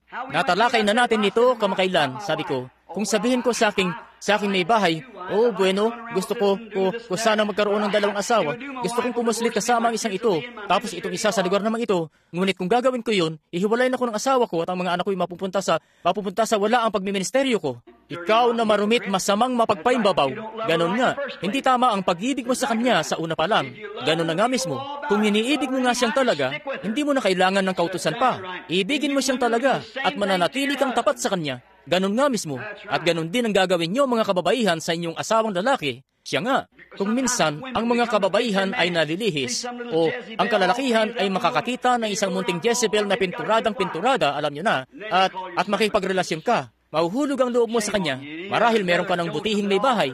Pagkatapos tatawagin mo ang sarili mong Kristiyano, nakakahiya ka. Kailangan mo ngang mabigyang lunas muli sa may altar. Siya nga, at ang ilan sa inyo ng mga kababaihan, patingin-tingin pa kayo sa mga kalalakihang nangingintab ang buhok na sadyang pinahiran ng basilin para mapanganga kayo sa mangha. At pagkatapos kayo'y isang dalagita rito, di pa gaanong katagalan, hindi po ito isang biro, pagkat hindi ko nais ikwento ito bilang isang biro. Kayan nga't alam naman ng mga tao na hindi ito isang dako para sa pagbibiro. Kayan nga't itong dalagitang tinutukoy ko, siya'y may mga maiinam namang binata rito, mga binatang Kristiyano. Matagal ng panahon noong nagpapastor pa ako rito, dati-dati nagkakaroon kami ng pag-aaral na eksklusibo para sa mga kalalakihan.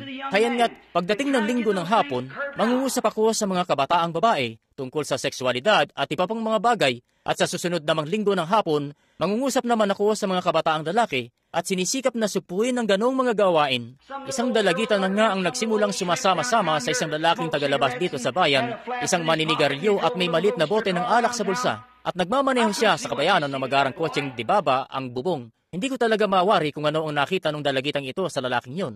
Wala nga itong interes na pumasok man lang ng simbahan.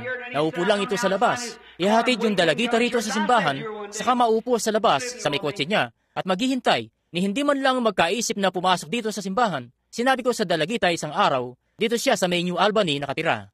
Sabi ko, may gusto sana akong itanong sa iyo, iha. Hindi ko talaga lubos maisip, ano ba kasing nakita mo sa lalaking yon? Sabi ko, unang-una, ayaw na ayaw niya nitong relihiyong iyong dinadala. Itinatakwil niya ang iyong Kristo. Hindi siya magiging mabuting asawa sa iyo.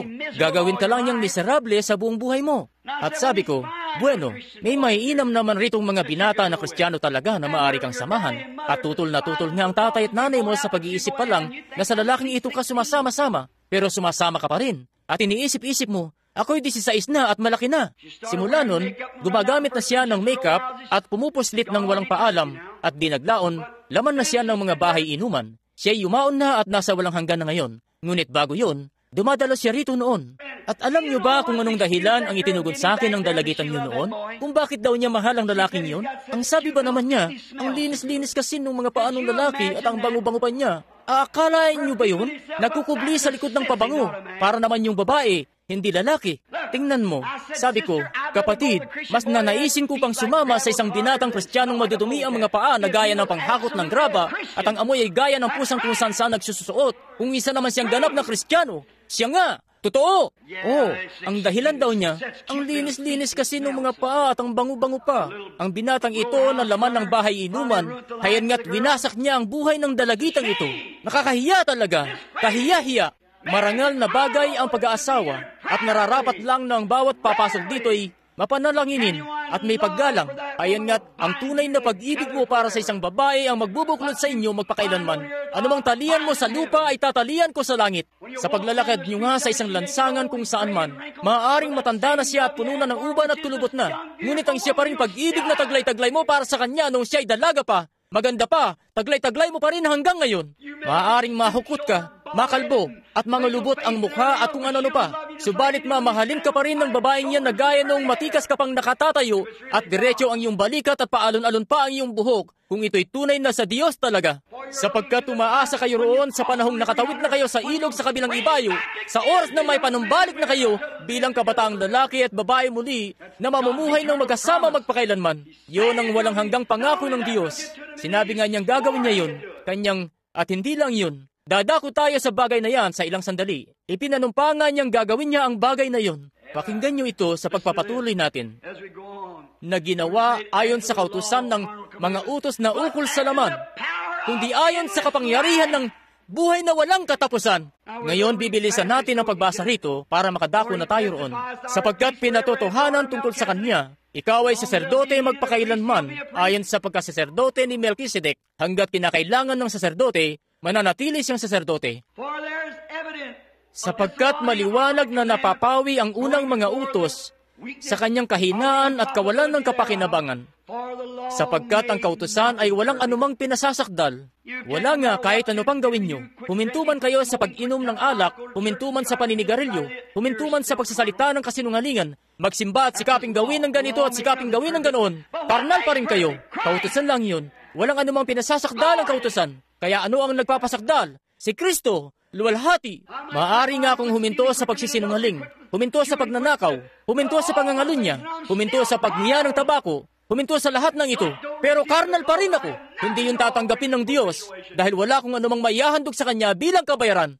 Subalit sa sandaling ipatong ko ang aking mga kamay sa banal na ulo ng Panginoong Yesus at sabihin, Panginoon, wala akong kabuluhan. Maaari mo ba akong tanggapin bilang lingkod mo?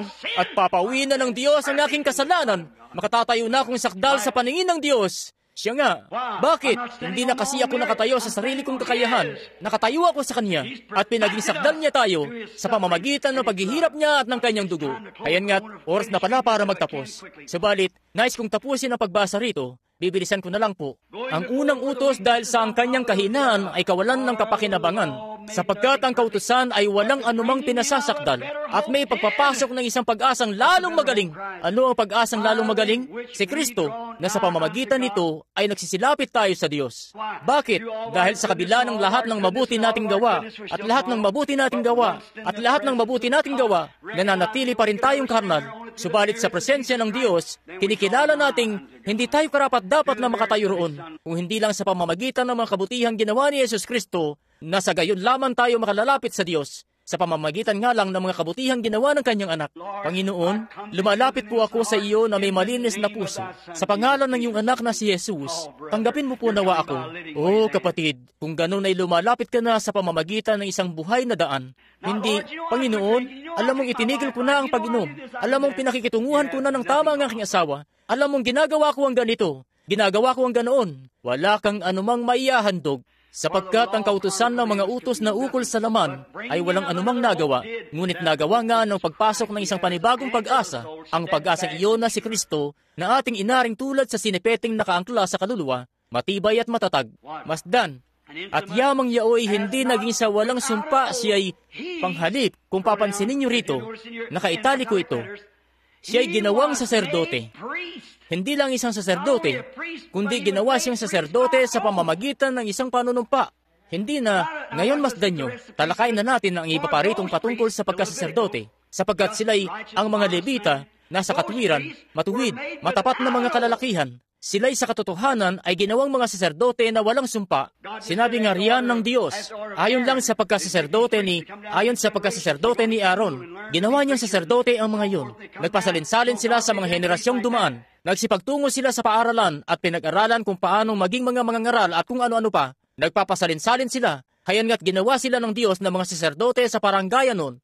Ginawa nilang mga saserdote ang mga sarili sa pamamagitan ng edukasyong kanilang natamo, sa pamamagitan ng kanilang namana, at marami pang iba. Subalit ang taong ito ay ginawang saserdote sa pamamagitan ng ipinanumpang panunumpa ng Diyos. Pakinggan niyo itong mabuti ngayon. Ay ginawang mga saserdote na walang sumpa. Datapot siya'y may sumpa sa pamamagitan niyaong nagsasabi tungkol sa kanya. Sumumpa ang Panginoon at hindi siya nagsisisi. Amen. Ikaw ay saserdote magpakailanman ayon sa pagkasaserdote ni Melchizedek. Ay gayon din naman, si Jesus ay naging tagapanagot sa lalong mabuting tipan. Ngayon, bilisan na natin. At katotohanang sila'y marami sa bilang na naging mga saserdote, sapagkat dahil sa kamatayan ay napigil sila ng pagpapatuloy. Makailang libong mga saserdote, pagkat wala sila nung bagay na yon, kundi kamatayan at mga kahinaan at kamatayan. Ngunit masdan niyo siya. Datapot siya. Sinong siya? Si Jesus. Sapagkat patuloy na namamalagi magpakailanman, ay may pagkasaserdote siyang di mapapalitan. Dahil dito naman siya ay nakapagliligtas na lubos. Kahit gaano man kalayo, gaano kababa, gaano kalayo, nakapagliligtas siya ng lubos sa mga nagsisilapit sa Diyos sa pamamagitan niya. Hindi sa inyong sariling pagkamatuwid, kundi sa inyong ngang pagpapahayag. Kita nyo? Na mga nagsisilapit sa Diyos sa pamamagitan niya. Palibhasa'y laging nabubuhay siya upang mamagitan sa kanila. Hayan nga siya, tuloy-tuloy na namamagitan. Sapagkat nararapat sa atin ang gayong dakilang saserdote na banal, walang sala, walang dungis, nahihiwalay sa mga makasalanan at ginawang lalong dakilang saserdote sa langit. Hayan nga, ngayon, kung sisikapin kong iharap ang sarili kong kaso sa ganang akin, matatalo ako. Kung sisikapin kong iharap, sasabihin ko, bueno, ang tatay ko ay isang mabuting tao. Isang mangangaralang tatay ko. Bueno, sa simbahan ko na nga halos inilagak ang buong buhay ko. Talo pa rin ako. Subalit may taong siyang sakdal, si Kristo. Hayan nga siya at tuloy-tuloy na inihahandog ang kanyang dugo para sa aking mga pagkakasala. Hayan nga, na hindi nangangailangan araw-araw na gaya niyaong mga saserdote na maghandog ng mga hain, una-unay patungkol sa kanyang sariling mga kasalanan at saka patungkol sa mga kasalanan ng bayan, sapagkat ito'y ginawa niyang minsan magpakailanman nang kanyang ihandog ang kanyang sarili. Ngayon pansinin niyo ang huling talata, sapagkat inilagay ng kautusan ng mga dakilang saserdote ang mga taong may mga kahinaan. Ganyan nga ang kautusan, ang karnal na kautusan. Ganyan ang ginagawa nito. Ngayon, kung may 2 oras pa sana ako para talakayin ito, ayan nga't papasa hanggang ngayon ay naglalagay pa rin itong kautusan ng mga tao para maging mga mangangaral. Siya nga, may magsasabi nga riyan, bueno, may karanasan sa seminaryo ang taong ito. Hindi ko nga ipagpapalit kahit kailan ang munti kong karanasang makalangit sa kahit lahat na ng mga seminaryo sa sanlibutan. Pinag-aral namin ng husto ang taong ito. Siya'y piling-pili. Hinubog niya ang sarili sa sariling sikap. Hindi ko gusto ang ganyang uri. Ang gusto ko'y yaong Diyos mismo ang naghubog. Kita nyo? Ngunit naglalagay pa rin itong kautusan ng mga saserdote. Naglalagay pa rin itong kautusan ng mga mangangaral. Ang Iglesyang Baptist nga, nagsusugo sila ng mga mangangaral. Bulto-bulto ang isinusugo. May makinarya silang parang doon hinuhulma ang mga ito. May ganon ang mga Methodist, may ganon ang mga Baptist, may ganon ang mga Presbyterian, Nazarene, Pilgrim Holiness, Pentecostal. Hinuhulman nila ang mga mangangaral nila na simbilis ng makakaya nila. Akala mo isang malaking rehimen, malaking makinarya. Tatayo ang mga yun roon na parang, lagi ko na itong sinasabi, ako'y talagang awang-awa sa isang manok na galing sa incubator. Alam nyo, ang isang manok na napisa sa ilalim ng isang incubator, hindi siya napisa ng tama. Hindi nga. Dapat kasi inahing manok ang magpipisa ng manok. Subalit ang isang manok na galing sa incubator, pagkapisa niya, sisiyap siya. Siyap. Pero walang nanay na mapuntahan, kita nyo? Hindi nga niya alam kung ano ang nanay. Siya nga, sumisiyap siya para sumagot ang nanay. Subalit walang tumutugon. Subalit ang inakay na manok na pinisa sa ilalim ng inahing manok, sa natural na paraan, Sisiyap-siyap siya at sasagot ang nanay. Siya nga. Kaya nga't minsan na iniisip-isip ko itong karanasan nila sa seminaryo doon sa ilalim nitong naglalakihang incubator sa Louisville at sa buong mundo. Pumipisa ng mga mangangaral na libo ang bilang. Mga incubator ng Pentecostal, incubator ng Presbyterian, at incubator ng Baptist. Kanya-kanya silang pisa ng kanilang mga sisiw. Sisiyap sila. Siyap. At usap-usap sila tungkol sa incubator kung saan sila napisa. Subalit ang nais ko'y magkaroon ng isang ama, isang ina. Purihin ang pangalan ng Panginoon. Hindi man kasing dami ang kasama kong naipanganak doon. Subalit ang mga naroon naman ay mga kapatid kong talaga. Amen. Meron tayong ina na tumutugon sa panahong ikay, isang ina na nasa langit, na nagsisilbing ina sa ating lahat, gaya ng inahing manok na nililimlima ng kanyang mga sisiw, at hiniheli-heli sila, at inaalagaan sila, nililimlima ng kanyang mga sisiw, sa ganon din ay lilimliman ko rin naman kayo. Oh, Jerusalem, Jerusalem, makailang inibig kong tipunin kayo na gaya ng isang inahing manok sa kanyang mga sisiw, makailang inibig kong gawin kang akin, subalit ayaw ninyo. May kanya-kanya kayong mga seminaryo na pumipisa ng inyong mga saserdote. Tinuruan kayo ng mga yan na kumalaban sa akin. Ngayon ay wala na kayong tatahakin kundi ang mga sarili ninyo. Nasa unahan na ninyo ang inyong pagkawasak. Ngayon sasabihin ko ito, O mga tao, makailang inibig ng Espiritu Santong lukuban kayo na gaya ng inahing manok sa kanyang sisiw. Subalit ang nais nyo ay sariling daan ang tahakin. Hayan nga't may sarili kayong daang tinatahak sa bagay na ito. Isa sa mga gabing ito ay nais kong ipangaral ang tungkol sa inyong sariling daan. Alam nyo, pinagpilitan nga ni Cain ang sarili niyang daan. Ang nais nga ng tao'y tumahak sa sarili niyang daan sa mga panahong ito. Ngunit may daan na tila matuwid, ngunit ang dulo niyaon ay kamatayan. Ngayon masdan, doon sa sinasabi niya, isang bagong tipan. Sa palagay ko, doon sa mali po pala, hindi po pala riyan. Ika-28 talata. Sapagkat inilagay ng kautusan ng mga dakilang saserdote ang mga taong may mga kahinaan. Ngunit ang salita ng sumpa na kasunod ng kautusan ay siyang naglalagay sa anak na nananatili magpakailanman. Purihin ang Diyos magpakailanman. Dahil sa isang anak na nananatili magpakailanman ayon sa pagkasaserdote ni Melchizedek, hayan nga't wala siyang naging pasimula, wala siyang wakas kailanman, at hindi makapagpapalitaw ang kautusan ng anumang gaya nun, sapagkat ito'y karnal. Hindi makapagpapalitaw ang iglesia ng anumang gaya nun, maging mga denominasyon man, sapagkat karnal sila. Ang mga seminaryo ay hindi makapagpapalitaw ng anumang gaya nun kahit kailan. Pinagpipilitan nilang pag-aralin ang sanlibutan sa halip na ito. Pinagpipilitan nilang mag-organisa sa halip na ito. Pinagpipilitan nila ang lahat ng pwedeng maisip sa balat ng lupa at gagawin nila yon sa sarili nilang kakayahan. Pero kakaligtaan ang pinakamahalagang bagay. Ang dapat nga sana'y may panganak kayo rito. Hinuhubog kayo ng Diyos sa parang nararapat sa inyo. Ganon nga, hindi dahil sa kaya mo sa ganang iyo na tumigil sa ganito. Ngayon sa mga Nazarene, bawal na bawal kayong magsuot ng singsing. Bawal ding magsuot ng relo. At dapat gawin nyo ang ganong mga bagay. Kailangan ganitong kahaba ang abuti ng laylayan ng bisig nyo. Yung mga manggas nga, ganong kahaba dapat ang palda nyo. At ang mga kalalakihan ay bawal makimiyembro sa anumang kapisanan. At kung hindi kayo susunod, hindi nila kayo babautismuhan. Ayan nga, maging ang mga Katoliko, meron din silang sariling ganyan. Maging ang mga Methodist, meron din silang sariling ganyan. Bawat isa sa kanila ay may pamantayan na panukat. Kung hindi kayo akma sa sukat nila, bueno, hanggang diyan na lang daw kayo. Kita nyo? Sa kabila nun, hayan nga't may tunay na bagay.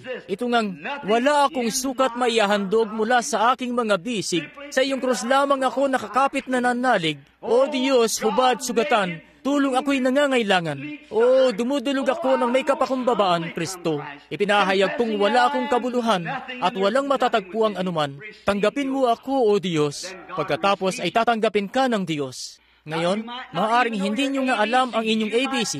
Maaaring hindi nyo makilala ang pagkakaiba ng butil ng kape sa butil ng gisantes. Maaaring alam nyo o hindi nyo alam ang pagkakaiba ng sulong sa hinto, kanan sa kaliwang kamay. Hindi na mahalaga kung ano pa ang hindi nyo nalalaman. May isang bagay lang kasi kayong dapat malaman na kinuha ni Jesus Kristo ang inyong lugar bilang isang makasalanan at inyo nang nakamit ang lugar nyo para makatayo sa kanyang katwiran. Nagpapahayag araw-araw na kayo'y nagkamali at iniibig siya ng buong puso at ang buong hangad nyo ay nakatuon na sa kanya na makapapasok kayo sa langit. Yun lang ang dapat nyong malaman sapagkat ang buhay na na kay Kristo ay kinakailangang mapa sa inyo kundi ay mapapahamak kayo. Bago lamang magtapos, naalala pa ba nyo yung tipan na ginawa ng Diyos kay Abraham na walang kundi kondisyon? Anong ginawa niya noong gabing iyon noong sabihin ng Diyos, ipakita mo sa akin? Noong sabihin ni Abraham, ipakita mo sa akin kung paano mo iyon gagawin. 16 na kabanata, doon nga, sa Genesis, ipakita mo sa akin kung paano mo iyon gagawin. Sabi, halika rito Abraham. At dinala niya si Abraham, sabi, pumunta ka't dalhan mo ako rito ng isang lalaking tupa. At pumunta ka't dalhan mo ako rito ng isang kambing. At pumunta ka't dalhan mo ako rito ng dumalagang baka. At nais kong dalhin mo ang mga yun dito at maghain ka. At lumakad na si Abraham at dinala ang tupa at ang kambing at ang kordero o ang dumalagang baka at kinatay niya ang mga yun. Malilinis ang lahat ng mga haing naroon at hinati niya ang mga yun sa kalakalhati at inilapag ang mga yun. Pagkatapos ay lumakad siya at kumuha ng 2 kalapati at inilapag din doon ang mga yun. At binugaw ni Abraham ang mga ibong mandaragit sa mga yun habang hinihintay niya ang pagdating ng Diyos. Ngayon, Panginoon, nariyan na po ang hain. Papaano mo gagawin ito? Hindi ko alam kung papaano mo ililigtas ang tao mula sa sarili niyang kalooban. Hindi ko alam kung papaano mo gagawin ito. Papaano mo gagawin yun, Panginoon? Sinabi ng Panginoon, ngayon, masdan mo, Abraham, isa kang propeta, isa kang espiritual, at maunawaan mo kung anong sinasabi ko. Sige po, Panginoon, nais ko makita. Ngayon, isinasadula ko lang ito. Sige, Abraham, pumarito ka ngayon, at maupo ka rito at bugawin mo ang mga ibon. Kaya't binugaw niyang lahat ang mga ibon, hanggang sa magumpisa ng lumubog ang araw. At sa di mo inaasahan, bumaba ang Diyos. Nung bumaba ang Diyos, bigla na lang inantok si Abraham. Sinabi ng Diyos, Abraham, patutulugin kita. Ngayon, pakinggan nyo nga ito, kapatid na legalista. Kita nyo, buong-buong inalis ng Diyos si Abraham sa eksena. Wala man lang siyang anumang kinalaman doon. At sa ganoon ka rin niya hinango. Sasabihin mo, oh, ako ang naghanap sa Diyos. Hindi mo kaya. Ang Diyos ang naghanap sa iyo. Walang taong makalalapit sa akin, maliban ng ang Ama ang sa Kanya'y magdala muna sa akin. Kita nyo? Ang Diyos ang naghanap sa inyo. Hindi kayo ang naghanap sa Diyos. Hindi nyo nga magagawa yun kahit kailan. Mali ang kalikasan ninyo. Isa kayong baboy. Wala kayong mainam na nalalaman. Basta't nakatira lang kayo sa isang kulungan ng baboy, yun lang ang nalalaman nyo. Gustong-gusto nyo yun. Painom-inom ng serbesa, palublob-lublob sa putikan, pupuslit kasamang asawa ng kapitbahay mong lalaki, at ginagawa na ang lahat na ng magagawa mong masama na para bang kay inam nun. Oh, kapatid, nagkakasiyahan kami ng husto. Iniisip niyong mainam yon. Sa kabila nun, kumakatok ang Diyos sa inyong puso. Ang pagkatok na iyon ang nagpapabago. Hindi ang pagkatok niyo sa Diyos. Ang pagkatok ng Diyos sa inyo. Ni kailanman na hindi kumatok si Adan sa puso ng Diyos. Ang Diyos ang kumatok sa puso ni Adan. At anak kayo ni Adan. Siya nga, bago pa maging anak ng Diyos si Adan muli, kinakailangan kumatok muna ang Diyos sa kanyang puso. Bago kayo maging anak ng Diyos, kinakailangan kumatok muna ang Diyos sa inyong puso. Pagkatapos, nakatulog si Abraham. At noong makatulog siya, ano ang pinakaunang bagay na nakita niya? Isang kakilakilabot, nakakatakot kasindak-sindak na kadiliman. Yun nga ang kamatayan na dinatnan ang buong lahi ng tao. Pagkatapos ay tumingin siya ng mas malayo pa ng kaunti roon at nakakita siya na isang hurnong umuusok. Bago ka magkaroon ng usok, kailangan may apoy ka muna. Yan nga ang dahilan kung bakit naniniwala kung ang impyerno ay isang umaapoy na dako. Sige, ipinakita nga niya roon na ang bawat isa sa atin ay sasailalim sa kamatayan at ang bawat isa sa atin ay dapat na mapunta ng impyerno dahil mga makasalanan tayo. Ngayon, subalit, lampas nun, nakakita siya ng isang munting puting liwanag. At itong munting puting liwanag, ano ba itong liwanag? Ano ang puting liwanag na iyon? Ang haliging apoy iyon na pinangungunahan ang mga anak ni Israel. Ang haliging apoy na kumatagpo kay Pablo sa daan patungong Damasco. Ang haliging apoy na naglabas kay Pedro sa bilangguan. Ang haliging apoy na naririto ngayong gabi. Yaong walang hanggang Diyos magpakailanman. Siya mismo ang lumakad sa pagitan nitong mga pinaghati-hating hain. Oh, kay ganda. Pabalik-balik sa bawat isa. Ganito ko gagawin ito, Abraham. Masdan mo ako kung anong gagawin ko. Gagawa ako ng isang pakipagtipan dito. At manunumpa ako na sa iyong binhi. Magbabangon ako ng tagapamagitan. Makikipagtipan ako sa kamatayan at hahatulan ko ang kamatayan na naroon sa laman. Hayan nga't ako mismo ang pupunta at kukunin ito.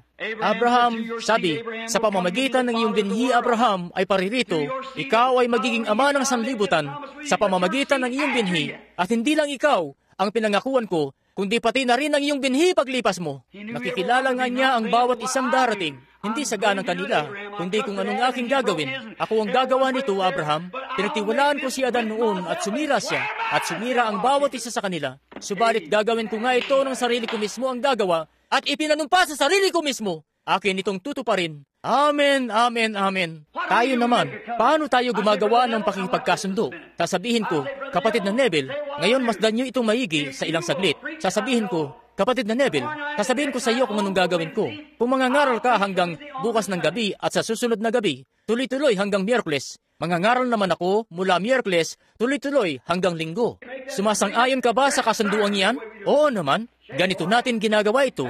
Magkamayan tayo, kapatid. Ganon nga. Ganon ang pakipagkasundo ng tipan sa Amerika. Ganon tayo makipagtipan. Ngayon, paano naman sila nakikipagkasundo ng tipan sa bansang Hapon? Ganito nga, mag-uusap muna. Gawin mo ang ganito at ganoon. At gagawin ko naman ang ganito at ganoon. Tapos kukur tayo ng konting asin. Pagkat ang asin ay pampalasa, at kukunin natin yung asin, at isasaboy ko yun kay kapatid na Neville, at kukuha si kapatid na Neville ng asin at isasaboy yun sa akin. Isa yung kasunduang hindi basta-basta pwedeng baliin. Papaano nakipagkasundo ng tipan si David Livingstone sa katutubo ng Afrika para makaparoon siya sa lupain nila roon? Nagpunta siya at kinausap ang pinakapinuno kung pwede siyang bumagtas doon upang may pangaral ng ebanghelyo at may sagawa ang dapat niyang gawin. At kumuha sila ng isang basong alak. Ganito nga isinasagawa ang pakipagkasundo ng mga katutubo sa Afrika. May baso sila ng alak at susugatan ng pinunong katutubo ang sarili niyang ugat at patutuluin ng dugo sa isang basong alak at susugatan ni David Livingstone ang sarili niyang ugat at patutuluin ng dugo sa baso ng alak. Hahaluin nila yun. Iinumin ni Livingstone ang kalahati nun at iinumin naman ng pinunong katutubo ang kalahati nun at magpapalitan sila ng kaloob sa isa't isa. Sa pinunong katutubo, sasabihin nga ni David Livingstone, ano ang hihingin mo sa akin? Sabi nito, iyang puting Amerikanang suot-suot mo. Kaya hinubad ni Livingstone ang kanyang Amerikana at ibinigay yon sa pinunong katutubo. Sabi nito, ano ang hihingin mo? Sabi niya, iyang sagradong sibat na hawak-hawak mo sa iyong kamay, sapagkat alam niyang makapapasok siya kung nasa kanya yon. Kaya kinuha niya ang sibat na yon at naging magkapatid na sila, sapagkat nakipagkasunduan sila sa isang tipan. At habang bumabagtas siya roon at nagsipaglabasan ang mga tribo upang patayin siya, itinas niya ang sagradong sibat na yon. At nung maitas niya yun, napatingin sila at sabi nila, oo, hindi natin maaaring galawin ang taong yan. Bakit? Siya isang kapatid sa pakipagkasundo. Bagamat puti siya, hindi pa natin siya nakita kailanman. Hindi nila alam na itim sila hanggang nung makita nila siya. Hindi pa sila nakakita ng ganung dati. Subalit isa siyang kapatid sa pakipagkasundo. Hawak-hawak niya sa kanyang kamay ang sibat ng pinuno. Kay gandang larawan nga nito sa panahon ngayon, itong pag-inom ng pinagkatipang dugo ng Panginoong Yesus, na hayangat sumasa atin kapangyarihan ng Espiritu Santo. Sumusulong tayo sa pangalan ni Yesus at magsisilakip ang mga tandang ito sa kanila na kabilang dito. Ito ang sagradong sibat ng pinuno. Nakita niyo na kung gaano kaganda itong pinagkatipan? Papaano nga sila nakikipagtipan doon sa silangan noong sinaunang panahon? Nanunumpa sila sa isa't isa.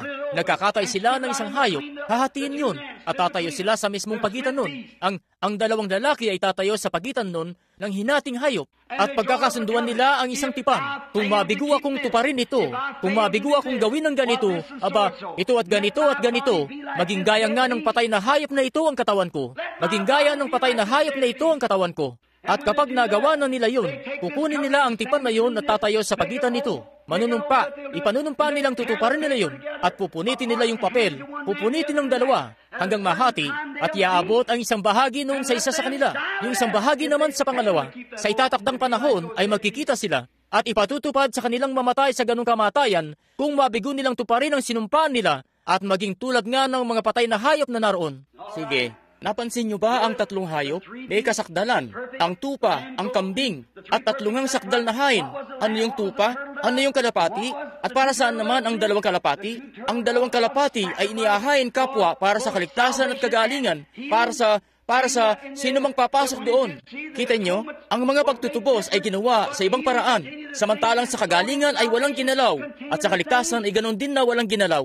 Ang dalawang kalapati ay hindi hinati sa dalawa, nangangahulugang sila'y inihaying buo, kapwa. Ang kaligtasan, sa pamamagitan ng kanyang mga latay ay nagsigaling tayo. Siya'y nasugatan dahil sa ating mga pagsalangsang. Sa pamamagitan ng kanyang mga latay ay nagsigaling tayo. Inilapag sila sa tabi ng hindi pinaghiwalay. Subalit ang tipan, ang kinakatawan ng hayop, tatlo yun doon, ay pinaghati-hati. Nakita nyo? Pagkatapos na magawa nila yun, nagpunit sila at ipinagkasundo ang tipan. Masdan nyo ang sinabi rito ng Diyos kay Abraham. Sa Kalbaryo, sa iyong binhi, mula sa iyo ay lumabas si Isaac. Mula kay Isaac ay lumabas si ganito at ganoon, si Jacob. Mula kay Jacob ay lumabas si Joseph. Mula kay Joseph, pababa ng pababa ng pababa. Maraming nagsisunod pa hanggang sa wakas, lumitaw ang matuwid na binhing iyon. Kanyang kasasabi lang niya rito, sinasabi na ang ating Panginoon ay lilitaw sa isang bayan na tungkol doon ay walang sinalitang anuman. Si Moises ay walang sinalitang anuman, nalilitaw mula sa angkan ng mga saserdote. Ang ating Panginoon ay lumitaw mula sa angkan ni Juda, hindi mula kay Levi, sapagkat sila'y mga karnal na legalista. Hayan nga't lumitaw ang ating Panginoon mula kay Juda, luwalhati. Hayan nga't ibinigay na ang pangako. Makinig kayong mabuti ngayon sa pagtatapos natin. At sa Kalbaryo nga, nanawag ang Diyos at kinuha ang katawan ng sarili niyang anak, na pinanahanan niya at hinapak niya yon sa Kalbaryo. Natigmak ang kanyang dugo, nasugatan, nagalusan at bumaon ang sibat at nahapak siya, at bumuhos ang kanyang dugo. At sinabi niya, Ama, sa mga kamay mo ay ipinagtatagubilin ko ang aking espiritu. Iniyuko niya ang kanyang ulo, at nayanig ang lupa, at sumiklab ang mga kidlat at dumagundong ang mga kulog. Isinusulat noon ng Diyos ang kanyang walang hanggang tipan. At kinuha niya ang patay niyang katawan mula sa libingan sa unang araw ng sanlinggo. At dinala iyon sa langit. At pinaupo roon bilang dakilang saserdote, bilang bantayog, nakaupo roon, sakdal magpakailanman. At isinugo niya ang espiritong kanyang hinapak mula sa katawang yun upang bumaba sa iglesia. At kinakailangang taglayin ng iglesia iyon ang siyaring espiritong nasa katawang yun. Kundi ay hindi yun lalapat ng tugmang-tugma dito sa pagkabuhay na maguli. Kailangan ngang ganap na maglapat ang dalawang pirasong yun. At kung ang iglesia ito ay hindi ganap, tumutugma sa siyaring espiritong na kay Kristo, hindi kayo makakasama sa pag-agaw.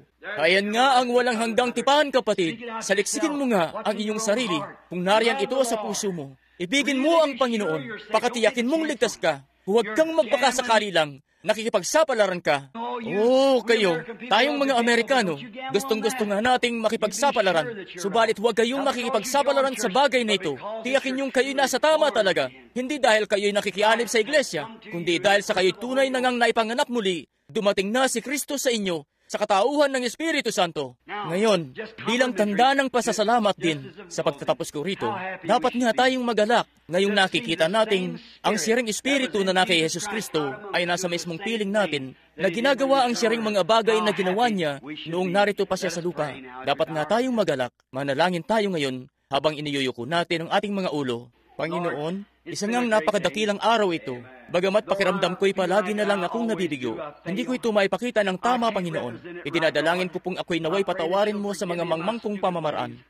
Ipinahayag ko sa harapan mo ang aking mga kasalanan at humihingi ng habag. Nalalamang may dakilang punong saserdote na nakatayo roon sa kanan ng Diyos sa kalangitan na hindi ayon sa pagkasaserdote ni Aaron, ni ayon man sa mga kautusan at mga legalistang pamamaraan at mga bagay-bagay. Kundi iniupo siya roon dahil sa biyaya ng Diyos na tumanaw sa hinaharap bago pa man maitatag ang sanlibutan. At nakita na ako rito sa sanlibutan at namatay para sa aking mga kasalanan upang maipanumbalik ako sa kaharian ng Diyos. Pinasasalamatan kita, Ama, para rito. Sapagkat ang espiritong ito na naghaharing ngayon sa iyong mga hinirang ay walang hanggan kung papaanong ang Diyos ay walang hanggan. Sila'y binibigyan ko ng walang hanggang buhay, magpakailanmang buhay, magpawalang hanggang buhay, at kailan may hindi sila malilipol. At sa paghatol, hindi na sila paroroon. Nilampasan na nila ang mga paghatol. Dumako na sila sa kalwalhatian. At kung masira ang tabernakulong ito na ukol sa laman, may isa tayong naghihintay roon na pupuntahan natin. Salamat para roon, Panginoon. Dumadalangin ako ngayon na kung may isa rito ngayong gabi na hindi pa nakakainom ng tunay na dugo ng tipan, na hindi alam kung gaanong kahalaga ito, hindi alam kung gaanong kahalaga ang maipanganak muli, ang magkaroon ng isang tunay na pakisama kay Kristo sa kanilang puso o sa kanyang puso, kanilang tanggapin nawa siya ngayon habang naghihintay kami at nabigyan ng ganitong pagkakataon. At sa araw na iyon, dalangin nawa namin na maipakita nga namin ang ebanghelyo sa tama nitong liwanag. Dumadalangin kami sa pangalan ni Kristo. Habang nakayuko ang ating mga ulo, meron ba riyang gustong magtaas ng kamay kay Kristo at sasabihin, Kristo ng Diyos, mahabag ka po sa akin. Itulot sa akin na isang di karapat-dapat mong lingkod na matanggap ko nawa ngayon ang Espiritu Santo sa aking puso at mapagkalooban nawa ako ng katiyakan at pag-ibig na tunay kong kailangan. Kung hindi niyo pa ito natatamo, maaari niyo bang itaas lamang ang iyong mga kamay sa Kanya, sabihin, Panginoon, ito ay isang tanda na inaasam ko itong talaga. Maaari mo bang itaas ang kamay mo? Pagpalain ka ng Diyos diyan sa likuran, binibini. Pagpalain ka ng Diyos sa banda rito, Ginoo. Pagpalain ka riyan, Ginoo. Sumaiyo nawa ang Diyos. Napakainam nga yan. Ang lalaking itong dito sa dulo. Pagpalain ka ng Diyos, kapatid ko. At may iba pa po ba? Bago lamang tayo magtatapos sa mga oras na ito, naghihintay lamang ng ilang sandali. Pagpalain ka ng Diyos diyan, iho. May iba pa ba? Inaasam ko ngayon. Inaasam ko, Panginoong Diyos, talos mo ang puso ko. Talos mo kung anong nasa isip ko. Ikaw, ang Espiritu ng Diyos ay mas buhay at mas matalas kaysa sa isang tabak na may 2 talim. Bumabaon hanggang sa paghihiwalay ng utak sa buto at madaling kumilala ng mga pag-iisip ng puso. Pagkaisipin niyo iyon, alam na alam nga niya ang mismong laman ng inyong isip ng inyong mga haka. Maaari mo bang itaas ang iyong kamay, sabihin, mahabag ka po sa akin, Diyos, sa mga oras na ito. Gusto kong ipaalam sa iyo na alam kong nagkamali ako at napagtanto ko ito. Hayan nga't nais kong maitama. Sige, habang nananatili tayong nakayuko, nananalangin sa mga oras na ito, isipin niyo nga iyon pansumandali. Ayaw nating madalian ito. Rock of Ages, glad for me, let me hide myself in thee, let the water and the blood from thy flow inside ye for sin Dobleng lunas, ipinanumpa niya iyon sa 2 bagay na di mababago. save from wrath and make me pure while I draw. O Panginoon, O Lord, ipagkaloob mo po ngayon na mapagtanto naming lahat na ang mga hiningang ito na aming hinihinga ay mabilis na maglalaho. Hindi namin alam kung gaano pang karami pang hininga ang meron kami sa hinaharap namin. Ang lahat ng ito ay sa pamamagitan lamang ng iyong dakilang pagtatalaga. Ikaw ang nagtatakda nito. O, mahabag ka po sa amin at sa mga nagtaas ng kanilang mga kamay, Panginoon. Hindi na kailangang banggitin pa ang pangalan nila. Kilala mo ang bawat isa sa kanila. Subalit akin lamang inihahandog ang panalangin ito ng pamamagitan para sa kanila. Idinadalangin ko nga pong alisin mo ang bagay na kumukundina sa kanilang puso at tulutan nawa silang makalapit ng may katapangan ngayon mismo sa luklukan. Makalakad ng may katapangan sa luklukan ng Diyos. Kunin ang pribilehiyong ipinagkaloob sa kanila ng Diyos. Ikaw nagbunsod sa kanila upang itaas nila ang kanilang kamay. Hindi nga nila magagawa ang bagay na iyon sa sarili lang nila. At idinadalangin ko nga Diyos na iyong ipagkakaloob ito sa pangalan ni Jesus. Amen. myself in Ngayon, sambahin niyo nga siya ng taimtim ngayon. let the water and Oh, kay ganda. thy wounded side which flowed it was the acute. Save Ilan sa inyo ang napakainam ng pakiramdam ngayon? Itaas niyo nga ang inyong kamay, sabihin, purihin ng Panginoon. Oh, kahanga-hanga siyang talaga. Oh, there's room at the fountain. Alam mo ba yun, kapatid na Gertie? Awitin natin. Ilan ang gustong-gusto ang awiting yun?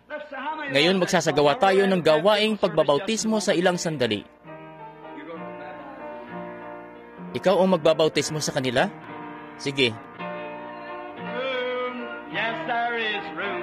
There's room at the fountain for thee.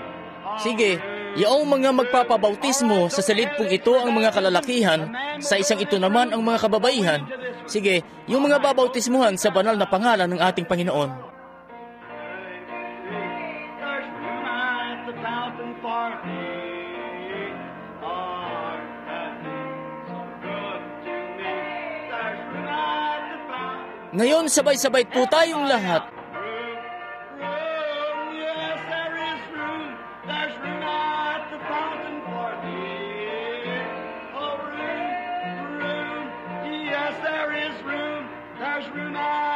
fountain for thee. Oh, gustong-gusto ko talaga ang lumang awit na yan. Kayo rin po, di ba? There's room at the fountain for Ngayon, thee. habang naroon na sa loob ang matanda sa iglesia, niyahanda ang pagbabautismo, nais kong magpaliwanag sa mga narito ngayong dumalo, at gusto kong ipaalam sa akin ng mga diakonong nasa loob. Kung naririnig nila ako sa silid, ipaalam nila sa akin kung nakahanda na sila. Pumarito sila at ipaalam sa akin, at para mailipat natin ang pwesto ng mga mikropono. Nais naming makita ninyong lahat ito. 10 minuto lamang ito at magtatapos na ang gawain sa iglesia. Ngayon, nais kong basahin sa inyo ang ilan sa mga banal na kasulatan. Nais kong basahin ang mga nakalagay rito sa aklat ng mga gawa. At nais kong simulan sa 12 talata ng 2 kabanata ng mga gawa. Ngayon, nais kong pansinin ninyo sa 16 na kabanata ng San Lucas o ng San Mateo. Doon nga sa palagay ko na si Jesus noon ay pababa mula sa bundok. Sinabi sa kanyang mga alagad, ano baga ang sabi ng mga tao kung sino ang anak ng tao? At anang ilan sa kanila, aba, ikaw si Elias. At sabi ng ilan na, ikaw ang propeta. At sabi ng ilan na, ikaw si ganito o ang iba pa. Sabi niya, datapwat anong sabi ninyo kung sino ako? At sabi ni Pedro, ikaw ang Kristo, ang anak ng Diyos na buhay. Tama ba? Sinabi ni Jesus, mapalad ka, Simon Barjonas, sapagkat hindi ito ipinahayag ng laman at ng dugo. Hindi mo natutunan sa isang seminaryo.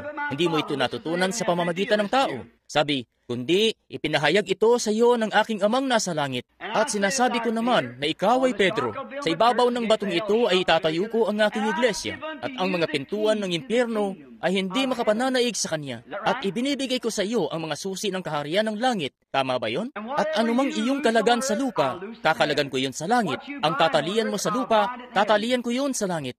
Talaga bang gagawin niya iyon? Di sana'y hindi na sana niya sinabi yon. Ngayon, umusad ang panahon. Ngayon, kay Pedro ang mga susi ng kaharian. Ngayon sa mga Katoliko, maaaring isipin nyo ito na sasabihin nyo na itayo ang Iglesia Katolika kay Pedro. Sige, aalamin natin yan mamaya. Nasa kanila raw ang mga susi. Nasa Iglesia Katolika pa rin daw ang mga susi. Alamin natin kung anong ginawa ni Pedro sa mga susi. Kita nyo? Saka natin malalaman. Sinabi ng Biblia kay Pedro at sa iba pang mga apostol, pumayo kayo sa buong sanlibutan. Sino mang inyong patawarin ng mga kasalanan, ay ipinatatawad sa kanila. Sino mang hindi ninyo patawarin ng mga kasalanan, ay hindi ipatatawad sa kanila. Kaya nga't sinasalita ko ito. Maaaring meron dito na hindi maunawaan ang gusto kong sabihin. Sinabi nga ni Jesus sa mga apostol, ang patatawarin ninyo ng mga kasalanan ay patatawarin ko rin naman. At ang hindi ninyo patatawarin ang mga kasalanan, at papananagutin sila dito, ay papananagutin ko rin naman ito sa kanila. Yun ang sinabi ni Jesus. Masdan nyo nga't, yan din ang pinagdidiinan ng Iglesia Katolika. Subalit alamin nga natin kung papaano nila ginawa yun nung araw. Nang magkagayon, kapag nalaman na natin kung papaano nila ginawa ito, ibig sabihin, ganon din dapat ang gawin natin. Ngayon, alamin nga natin, araw noon ng Pentecostes, pasimula ng iglesia, nagtipon-tipon silang lahat sa silid sa itaas. Lumabas mula roon ang mga lalaking nagsasalita ng iba't ibang wika. Bakit? Bawat wika sa silong ng langit ay naroon. May English din doon. Ganun nga. Naroon ngang lahat. Sigurado ang bawat wika sa silong ng langit, pati ang wikang sinasalita ng mga tao roon noong araw na yon. Maging mga wika sa panahon natin ngayon at ang iba pang lengguwahe at ng mga Cretans at mga nakikipamayan at mga naging Hudyo na taga-Roma at ng mga Arabi at sinalitangang lahat yun at kamang ngayon. Hindi sila nagsasalita sa mga di maintindihang wika. Nagsasalita sila sa mga wikang naiintindihan ng mga tao. Hindi mga wikang di maintindihan, kundi mga wikang naiintindihan ng bawat isa. Ang makasalanan, ang di mananampalataya ay naririnig kung anong sinasabi. Bakit nga naririnig ng bawat isa sa atin ng ating sariling wika na nating kinamulatan? Ngayon, masdan nyo. Ngayon, heto ang tanong. Ngayon, ang mga iba'y nanlilibak sa 12 talata. Sige, at silang lahat ay nangagtaka at nangalito na sinasabi ng isa sa isa. Anong kahulugan nito? Datapwat ang mga iba'y nanlilibak at nagsipagsabi, sila'y puno ng bagong alak. Pinagtawanan nila sila, sapagkat ano ang ginagawa nila roon? Pasuray-suray silang tulad sa mga lasing, tulad sa mga taong lasing. Nagsisipagsalita. Hindi naman nila naintindihan kung anong pinagsasabi nila. Subalit patuloy sa pangaral sa kongregasyong naroon sa mga wikang di nila maintindihan. Pero naintindihan ng kongregasyon. Kita nyo? Sige. Datapwat ang mga iba'y nangagsabi, sila'y puno ng bagong alak. Tingnan nyo ang ikinikilos nila. Datapwat ang mga iba'y nanlilibak. Nang sabi, sila'y puno ng... Datapwat si Pedro, maghunos dili ka, iho. Nasa iyo ang mga susi. Datapwat pagtindig ni Pedro na kasama ang 11 ay itinaas ang kanyang tinig at sa kanila'y nagsaysay na sinasabing, ngayon tandaan nyo, ito ang pasimula ng iglesia. Kayong mga lalaking taga-Judea at kayong nangananahan sa Jerusalem, mga alaman nawa ninyong lahat ito at inyong pakinggan ang aking mga salita, sapagkat ang mga ito ay hindi mga lasing na gaya ng inyong inaakala. Yamang ngayon, oras na 3 lamang ng araw, ni hindi pa nga bukas ng mga oras na yun ang mga bahay inuman, kita nyo? Datapwat, ito yaong sinalita na sa pamamagitan ng Propeta Joel. Mangyayari sa mga huling araw, sabi ng Diyos, na ibubuhos ko ang aking espiritu sa lahat ng laman, sa inyong mga anak na lalaki at babae, at sila ay mga huhula at ang inyong mga binata ay mga kakakita ng mga pangitain. Ang inyong mga matatanda ay magsisipanaginip ng mga panaginip. O sa aking mga lingkod na lalaki at aking lingkod na babae, ay aking ibubuhos sa mga araw na iyon ng aking espiritu. Magsisipanghula sila, at magpapakita ako ng mga kababalaghan sa langit sa itaas, at mga tanda sa lupa sa ibaba. Ngayon, heto na nga si Pedro nangangaral ngayon. Nasa kanya ang mga susi, dugo, apoy, mga singaw ng usok. Ang araw ay magiging kadiliman, ang buwan ay dugo, bago dumating ang dakila at tanging araw ng Panginoon. At mangyayari na ang sino mang tumawag sa pangalan ng Panginoon ay maliligtas. Kayong mga lalaking taga-Israel, pakinggan ninyo ang mga salitang ito. Si Jesus na taga-Nazaret, lalaking pinatunayan ng Diyos sa inyo, sa pamamagitan ng mga gawang makapangyarihan at mga kababalaghan at tanda na ginawa niya, sa gitna ninyo, sa inyong sarili, nalalaman ninyo. Napakatinding pagsaway nga niyan. Nasa kanya ang mga susi, alam nyo, na siya na ibinigay sa takdang pasya at ng paunang kaalaman ng Diyos. Ayan nga, papaano siyang maibibigay?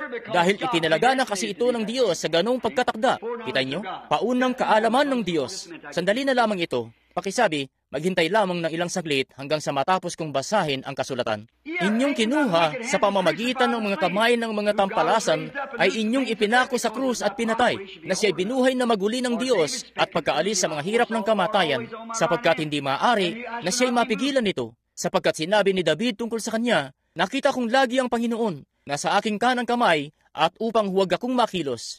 Dahil dito'y nagalak ang aking puso at natuwa ang aking dila, pati ang aking laman ay mananahan sa pag-asa, sapagkat hindi mo iiwan ang kaluluwa ko sa Hades, nititiisin man ang iyong banal ay makakita ng kabulukan. Ipinakilala mo sa akin ang aking mga daan ng buhay. Pupuspusin mo ako ng kagalakan at sa harap ng aking mukha. Mga kapatid, malayang masasabi ko sa inyo ang tungkol sa patriarkang si David. Siya'y namatay at tinilibing, at nasa atin ang kanyang libingan sa araw na ito. Palibhasa nga'y isang propeta, at sa pagkaalam na may panunumpang isinumpa ng Diyos, katatapos ko lang itong may pangaral, na sa mga bunga ng kanyang bewang ay kanyang salaman, ay iluluklok niya si Kristo sa kanyang luklukan. Kagaya nga ng katatapos ko pa lang na may pangaral, gayon din ang ipinangangaral ni Pedro. At palibhasa nakikita na niya ito. Nakita na ito ng propeta dati ay nagsalita tungkol sa pagkabuhay na maguli ng Kristo na siya'y hindi pinabayaan sa Hades, niyang kanyamang katawan ay hindi nakakita ng kabulukan. Ang Jesus na ito ay binuhay na maguli ng Diyos at tungkol dito, lahat kami ay mga saksi.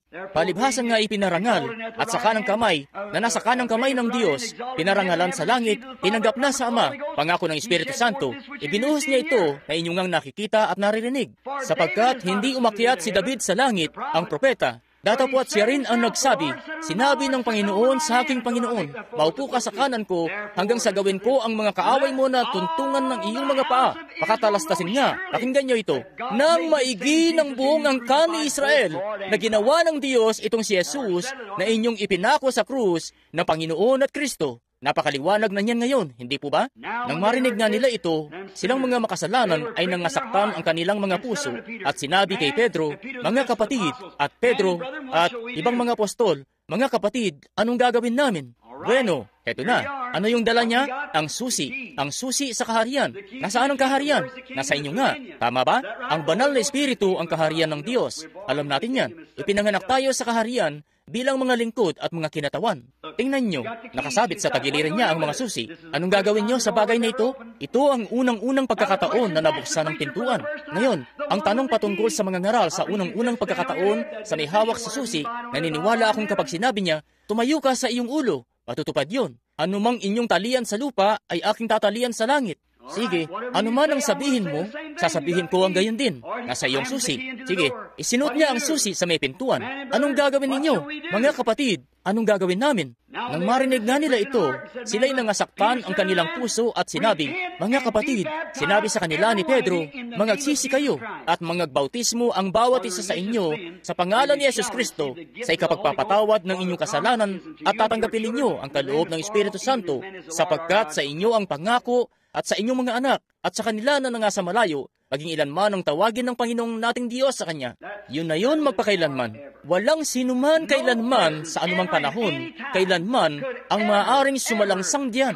Nang dumating ang Iglesia Katolika, sa halip na ilubog, nagbisik sila. Sa halip na gamitin ang pangalan ni Jesus, ginamit nila ang Ama, Anak at Espiritu Santo. Hindi kailanman itinuro sa Biblia. Bawat tao mula noong panahong yun ay nabautismuhan sa pamamagitan ng paglulubog sa pangalan ni Yesus Kristo. At ang ilan ngang nailubog na ni Juan Bautista na nagbautismo kay Jesus, kaya nga't sinabi sa kanila ni Pablo na hindi nila matatanggap sa ganong paraan ang banal na Espiritu. Dapat nga silang bumalik at mabautismuhan muli sa pangalan ni Jesus bago nila matamo ang banal na Espiritu. Ilan po rito ang nakakaalam na yun ang sinasabi sa kasulatan? Mga Gawa sa 19 na kabanata. Ayan nga, sapagkat ang kaharian ng langit ay sinelyuhan laban sa anumang ibang paraan sa pamamagitan ng panunumpa ni Yesus Kristo at iyon ay ipatutupad sa langit. Mangagsisi kayo at mangagbautismo ang bawat isa sa inyo sa pangalan ni Yesus Kristo sa ikapagpapatawad ng inyong mga kasalanan. Tatanggapin ninyo ang kaloob ng Espiritu Santo sapagkat sa inyo ang pangako at sa inyong mga anak sa kanila na nangasa malayo, maging ilan man ang tawagin ng Panginoon nating Diyos sa Kanya. Amen. Tayo'y manalangin. Diyos Ama, sa gabing ito, 19 na raang taon na halos ang nakakalipas. Ngunit sa kabila noon, ang katapatan at integridad ng mga puso ng tao ay humihibik pa rin sa Diyos, gaya ng mga anak na humihibik para sa gatas ng suso ng kanilang ina. Iniibig ka po namin, Panginoon. Hindi kami mabubuhay nang wala ka. Gaya ng sinabi ni David, ang kaluluwa ko ay nauuhaw sa iyo, kung papaano ang usa sa pagkauhaw sa tubig ng batis. Kinakailangan nga niya itong mata mo, kundi ay mamamatay siya. At Ama, tinugaygay namin ang buong kasulatan ng pabalik-balik, hindi upang maiba kami, kundi dahil nakikita namin ang mga seminaryo, itong mga estudyante ng teolohiya sa panahon ngayon na nangangaral ayon sa mga utos ng tao at hindi sa mga utos ng Diyos. Kung kaya, Panginoon, hindi kami namumuhi sa mga taong yun, kundi namumuhi kami sa mga bagay na itinuturo nila. Kung kaya, Panginoon, hinihiling po namin na sila'y maging kapatid namin nawa. Hinihiling namin na patawarin mo sila sa kanilang kamalian at itinadalangin po namin na manumbalik sila sa kasulatan. Basahin ito, hindi sa paraan ng pagkaturo rito ng kung anong seminaryo, kundi sa paraang isinulat ito ng Diyos. Idinadalangin namin, Diyos, ngayon na ang mga nagsilapit ngayong gabi para mabautismuhan habang lumalakad ang aming magiting na pastor patungo sa pulpitong ito rito upang ipangaral ang Ebanghelyo, ang siya ring Ebanghelyong ito, at pagkatapos ay sa dakong pagbabautismuhan upang maglubog. Ipagkaloob mo, Panginoon, na matanggap ng bawat isa sa kanila ang banal na Espiritu, pagkat nangako ka, tatanggapin ninyo ang Espiritu Santo. Naway ang Espiritu ng Diyos ay naghihintay sa ibabaw ng tubig upang tanggapin ang mga nagsilapit upang mabautismuhan ngayong gabi. Hayan nga't itinatagubilin namin sila sa iyong mga kamay, sa pangalan ni Jesus. Amen.